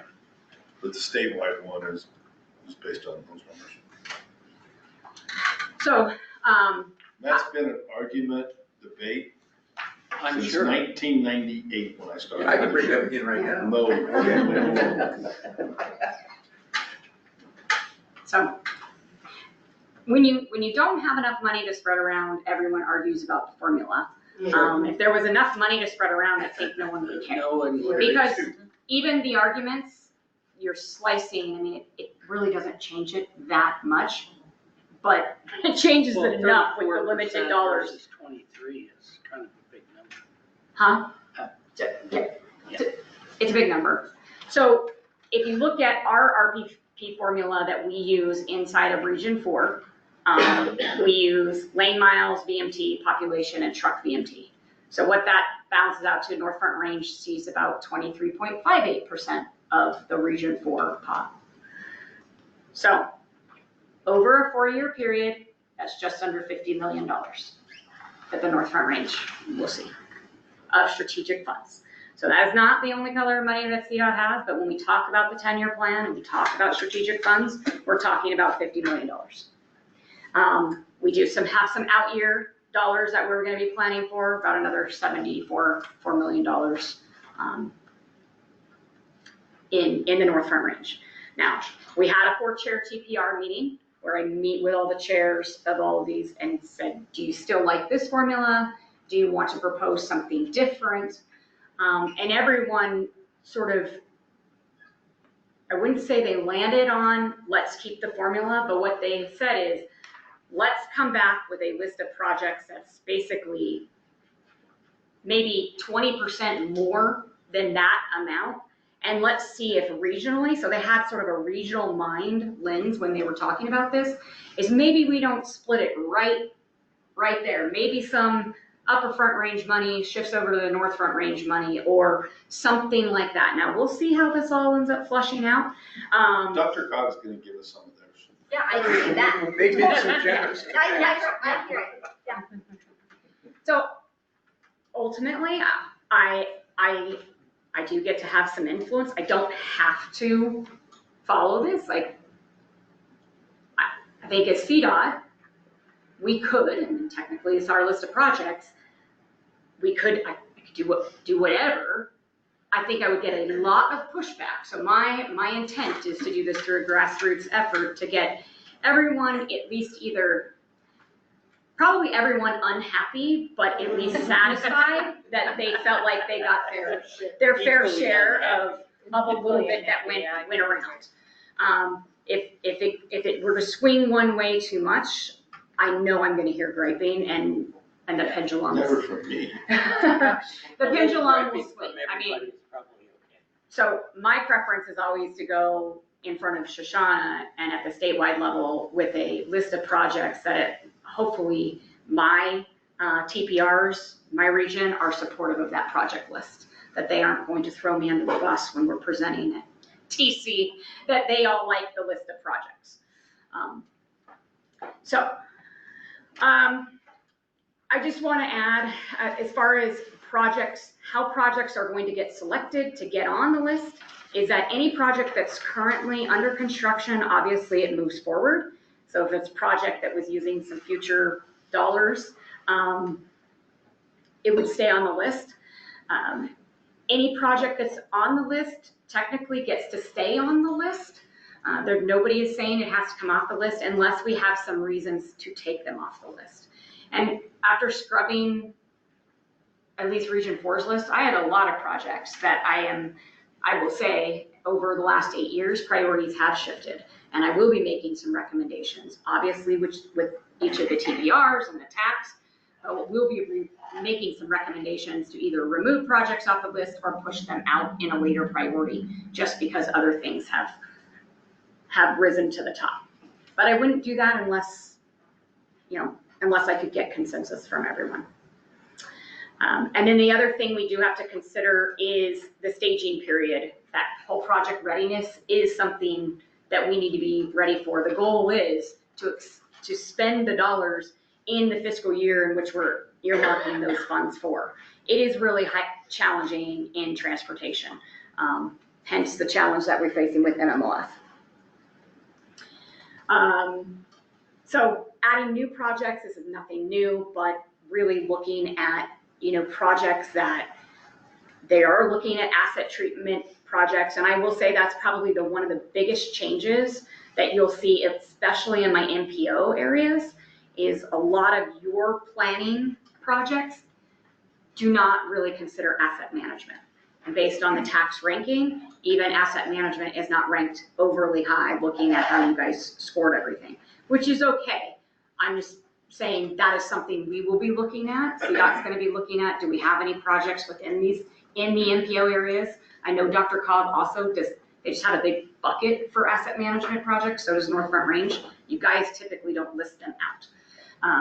The TPRs do, because that's mainly a lot of what they have. But Heather, can I ask you a question there? Typically, during the asset management program, we don't have say over the asset program. We only have say over the RPP. That's correct. So we've never had to, that's always correct. Been dictated where the assets are going to be based on CDOT. And then if we could have our project that was part of an asset program, like let's say I-25 had to be re-overlaid, we can take that asset program and roll it into the RPP money. Yep. So we've never really been able to. Agree. This board has never really, we can work with you on projects and say, hey, this is falling apart. Yep. I think the biggest change is Yeah. That's never been done under a pavement management program within the state of Colorado. Worst first. And I will say, my materials manager has looked at this. We don't necessarily agree with the worst first asset treatment list.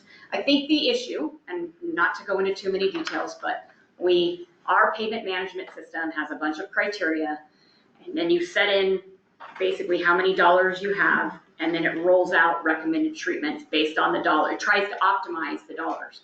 What ended up happening is it overlooked a lot of our rural roads that had low volume, or that were at a point of such despair, it couldn't do a treatment because it was too expensive. So what happened to those roads is they were falling apart because they weren't considered a match with our pavement system. So what the 10-year plan allowed us to do with the desire to get 25% rural paving is that it didn't require us to have a match with our asset management model. So we were able to go out and tackle some of those really horrible, roads turning to gravel in our rural areas with some of the strategic funds. That is what the intent of that is those roads that are in such despair that aren't getting picked up in our model, can we finally have some funds to go seed that and get it done? The region used to have a 70% match. You used to be able to do 30%, but when you look at your unmatched projects, where I can overlay 85 for 2 inches and go 10 miles, then you went out to these rural projects and you were going 2 miles because the cost, you had to reconfigure and redo everything. So there was always a 70-30 match, but it sounds like it's changed a little bit. Well, our asset management program is still an 80-20. So 80% of all of our projects through our regular asset management program has to be a match. Now, we've tweaked some of the criteria in our asset model, which is actually helping pick up some of these terrible roads, but So am I hearing anyways. that they're asking us in our 10-year plan that we put together, that they want us to start looking at asset management with our regional priority projects? Yep, that is through PD 14, when there's the goal that says fix our roads, because that's what we've been hearing. That is, now I'm not saying that's what's gonna come out of the North Front Range, but that is one of the goals out of this next update of the 10-year plan. Obviously, they want projects that have co-benefits, and then, and ultimately it has to meet the greenhouse gas mitigation measures. So, last slide. Got a bunch of different dates up here that sort of talks about the schedule. But we do have that telephone town hall for you all, May 6th. Then we are meeting, we are going to be having meetings with your TAC to talk about the projects. We're going to go through that project list. And then we're going to have another fourth-year TPR meeting at the end of this month to sort of talk about some of the proposed projects. So at that point, we are going to be talking about, we're going to have those crucial conversations of what projects go on and what projects are going to come off. And then my guess is we'll come back and present that list in June to this council. And then we'll submit a draft list July 11th. Any questions from Director Paddock? You have a fun job. Well, now you know why I retired. The only thing I can say is there's more needs than there's money, so it's really, every project's a good project because So, they all need to get done. So that's the CIP project list that was put together back in the Yep. early 1970s. I'm not quite that long. But Yeah. It was a list of projects that we heard through the regions of critical project. It wasn't a STIP, it wasn't a TIP, it wasn't the 10-year plan. And it was broke out into different criteria, sort of like our scoring sheet, like if there was freight money, what project on the list statewide could you go on the list? So they asked us to build these lists of needs. It wasn't to build a 10-year plan, and Region 4 was probably about $4.8 billion of need. It showed the need in the state, right? It wasn't to be, that's what we're budgeting or that, but it was a need. And if any additional funds came in, then that pulled those projects out of those lists to say, hey, these projects meet that. And then the RTDs and the TPRs would all fight over what that money was going to go to based on that list. So it was a list of needs project. It wasn't a 10-year plan. And those projects are still embedded within your guys' plans. They're still within the North Front Range. So any other questions? All right. I'm just gonna go straight to the door. We could counsel the next 30 minutes. Number 19, Transportation Commission. Terrace. My report will be short this month. Our April meeting was very short. We didn't have anything, any earth-shattering issues that came before us. I think probably the biggest one is that the Bridge and Tunnel Enterprise, as you all know, would have been the ability this year for them to issue the second tranche of bonds, and they've had to put that on hold based on what the markets and all that. The volatility of the markets has caused some consternation in the markets and the ability to issue bonds. So that second tranche has been put on hold until the markets settle down. Yeah. And then I wanted to just give a quick update on House Bill 230 that we discussed last time. I know that they held a town hall meeting with the different transit providers in the North region last week. Evan attended that meeting along with the transit directors from this region. And those rules will be coming out there. They were anticipating the rules being developed by the end of June. And Kristen had asked a question about the 10-year or the $100 million within the first 5 years. And all of those enterprises were established in 2021, so that that through 2026 that restriction will apply. And then every year after that, the fees will be assessed based on what the CTE board establishes every year. Okay? And I think it's going to be a great opportunity for all of these transit groups within our region to expand the transit services within our region, which I think is a good thing. As we see more and more congestion on the roads, I think giving those options will be beneficial. So that's pretty much my report. I really like the money going to the locals, because I will bet none of us are $30 billion over budget. $30 million over budget. Those are all going to the, no, because you can't Don't budget that. You can't do that. Well, you don't print money. So, some of that money, a significant portion of that money, by the way, will be done via a formula, so that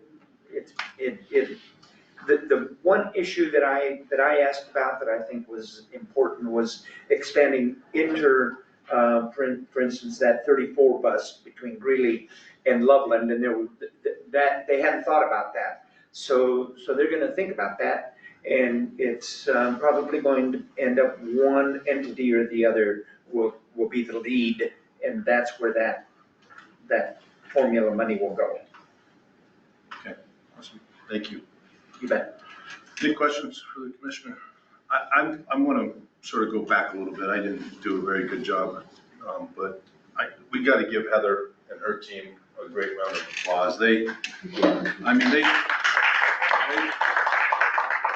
know I meet with her quite a bit and I pick at her, but she's dealing with a lot of different things, and she does a good job. She represents our region well. We might not always agree with her, but she represents this region well, and I think she's done a great job. So thanks to you and your team, Heather, and everybody. I think we do have the best region director in the state, by the way. I did have one more thing.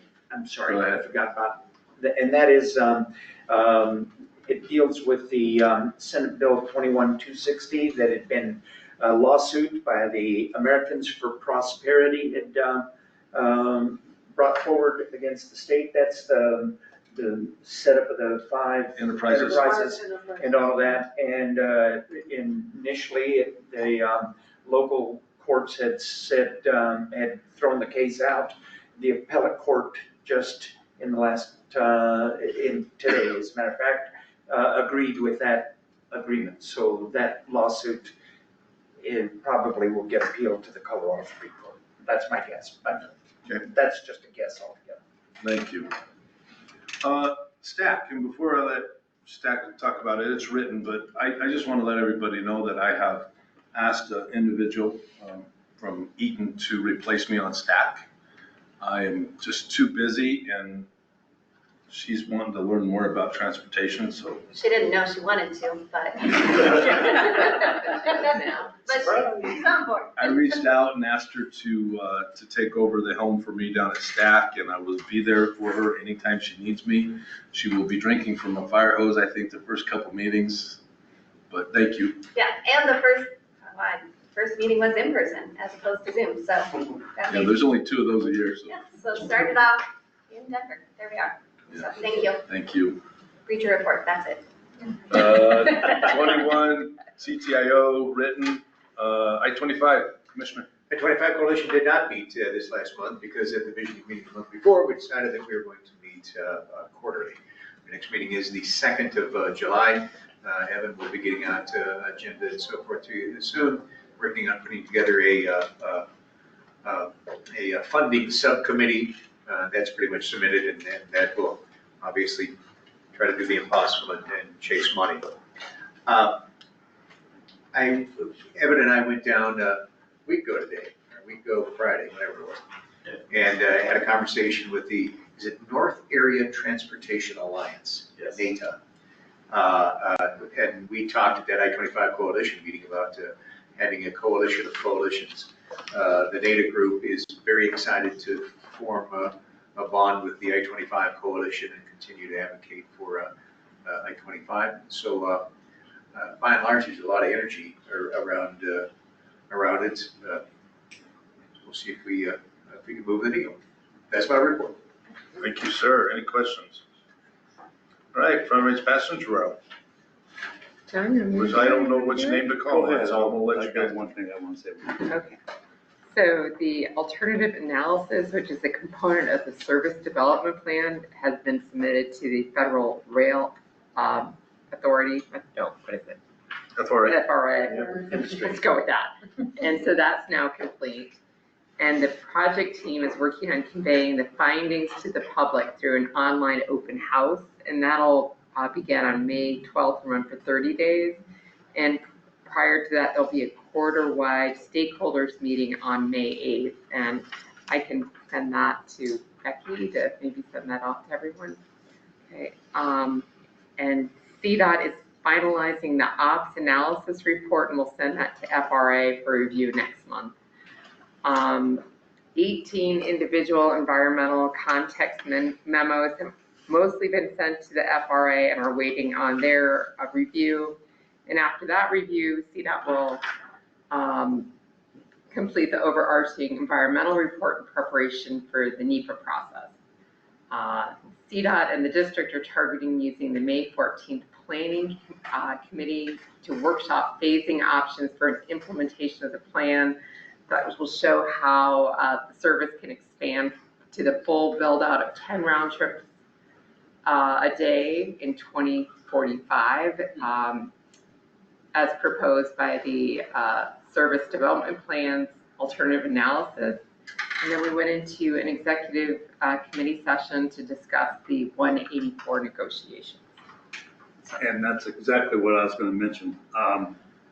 We did go to an executive session and we reviewed a draft report of the IGA, which I was surprised it hadn't been done already, but still in draft phase. And everyone in this room has probably been involved in IGAs, and even 2 or 3 party IGAs can be very complicated. This is a 5 or 6 party IGA with some major entities in it.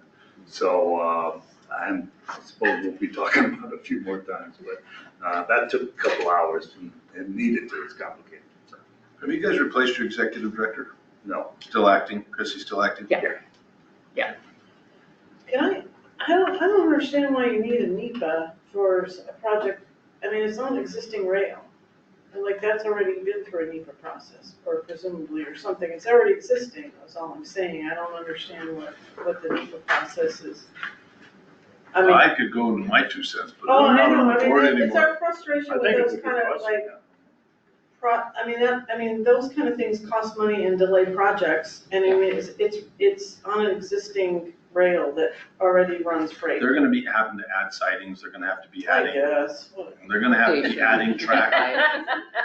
I'm sorry, there's, right, I mean, but But that's fairly minimal, but it's everyone's frustration with the NEPA process, so. Historic The way it properties, are if it's attached to it, it's still historic and not as it impacted it. There's, trust me, NEPA's frustrating, no matter how you look at it. And it costs a lot of money. Well, that's what I'm It saying. it keeps people busy. I mean, I can see if you were laying the track or something like that, that would make sense, right? But I mean, I guess there's some side track that has to be, but I mean, it's fairly minimal. Well, same with roadways. Most roadways have been cleared Right, up forever too, so. Commissioner from Larimer starting to sound like the commissioner from Welch. You know they're gonna say it. I was like, got you there. All right, with that comment. If anybody really likes, NEPA. well, or like The delays. unnecessary Spending money bureaucracy. to, There you go. no, come on, like. All right, well, I appreciate that comment and I concur. I do have a question. Go ahead. To the rail thing. I noticed that Lauren Boebert recently suggested to axe the whole idea of rail as part of an attempt to save money. What's been the impact of her comments, if any?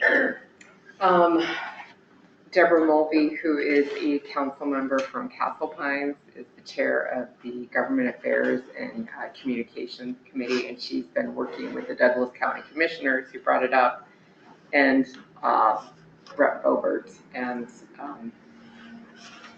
it sounds like we're moving forward and there is nothing coming out of that. No impact Right. so far. Other than a response, and the response should have some bullet points to it, exactly line by line, why.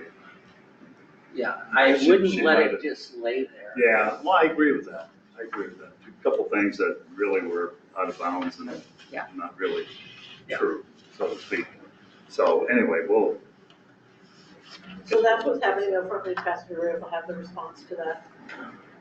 So the person that you mentioned is there, who's I don't the think- legislative committee. And that's my comment. I came up a couple different times, and both Trish and I wanted it in order to speak about it during our council meetings. But we don't have anything yet, so. And I've been in touch with Hickenlooper's office has been in touch with me over her statement and trying to coordinate something there. Okay. Yeah, you're right. More to come. More to come. Yeah, I just wouldn't leave it laying there. Anything else? Guess what? Who's council? Thank you. I want to thank you for joining us in Milliken tonight. Appreciate you coming out. I also, and the staff put together a little project report, and I'm going to touch on it, but I wanted to give kudos to our town manager, Cheryl Powell, Carrie Reinberger, our town clerk, and Kevin McClanahan, our community development director. I'm sorry, ladies, I'm gonna abbreviate this late hour. But we appreciate these really good looking slides. I can see those. Well, and I'll go just touch on the topics quickly, and then we'll wrap up with a summary of why they're important in regard to this organization. The first is the Via Mobility Program. I think about a year ago, we adopted an IGA with the county to participate in it. We were the 10th community to participate in it, and it's been valuable to our residents. We had some specific interest come to the board, and the board responded to it very promptly. We're really proud of their quick response. I'm going to go ahead, County Road 23 3/4, a rehab project. The project consists of reconstruction of Level County Road 23 3/4 from the intersection of State Highway 60 north to Ash Street. And it provided a lot of, I'll touch on these here in a moment, just wanted to get up. Cherry Street, this is a project on the west end of the community where there was no storm drainage, and the 2013 floods demonstrated what the lack of infrastructure will do to a community. And finally, we're in the midst of a Center Drive project starting this year. The project consists of reconstructing Center Drive from 23.5 east, nearly a half mile to town limits.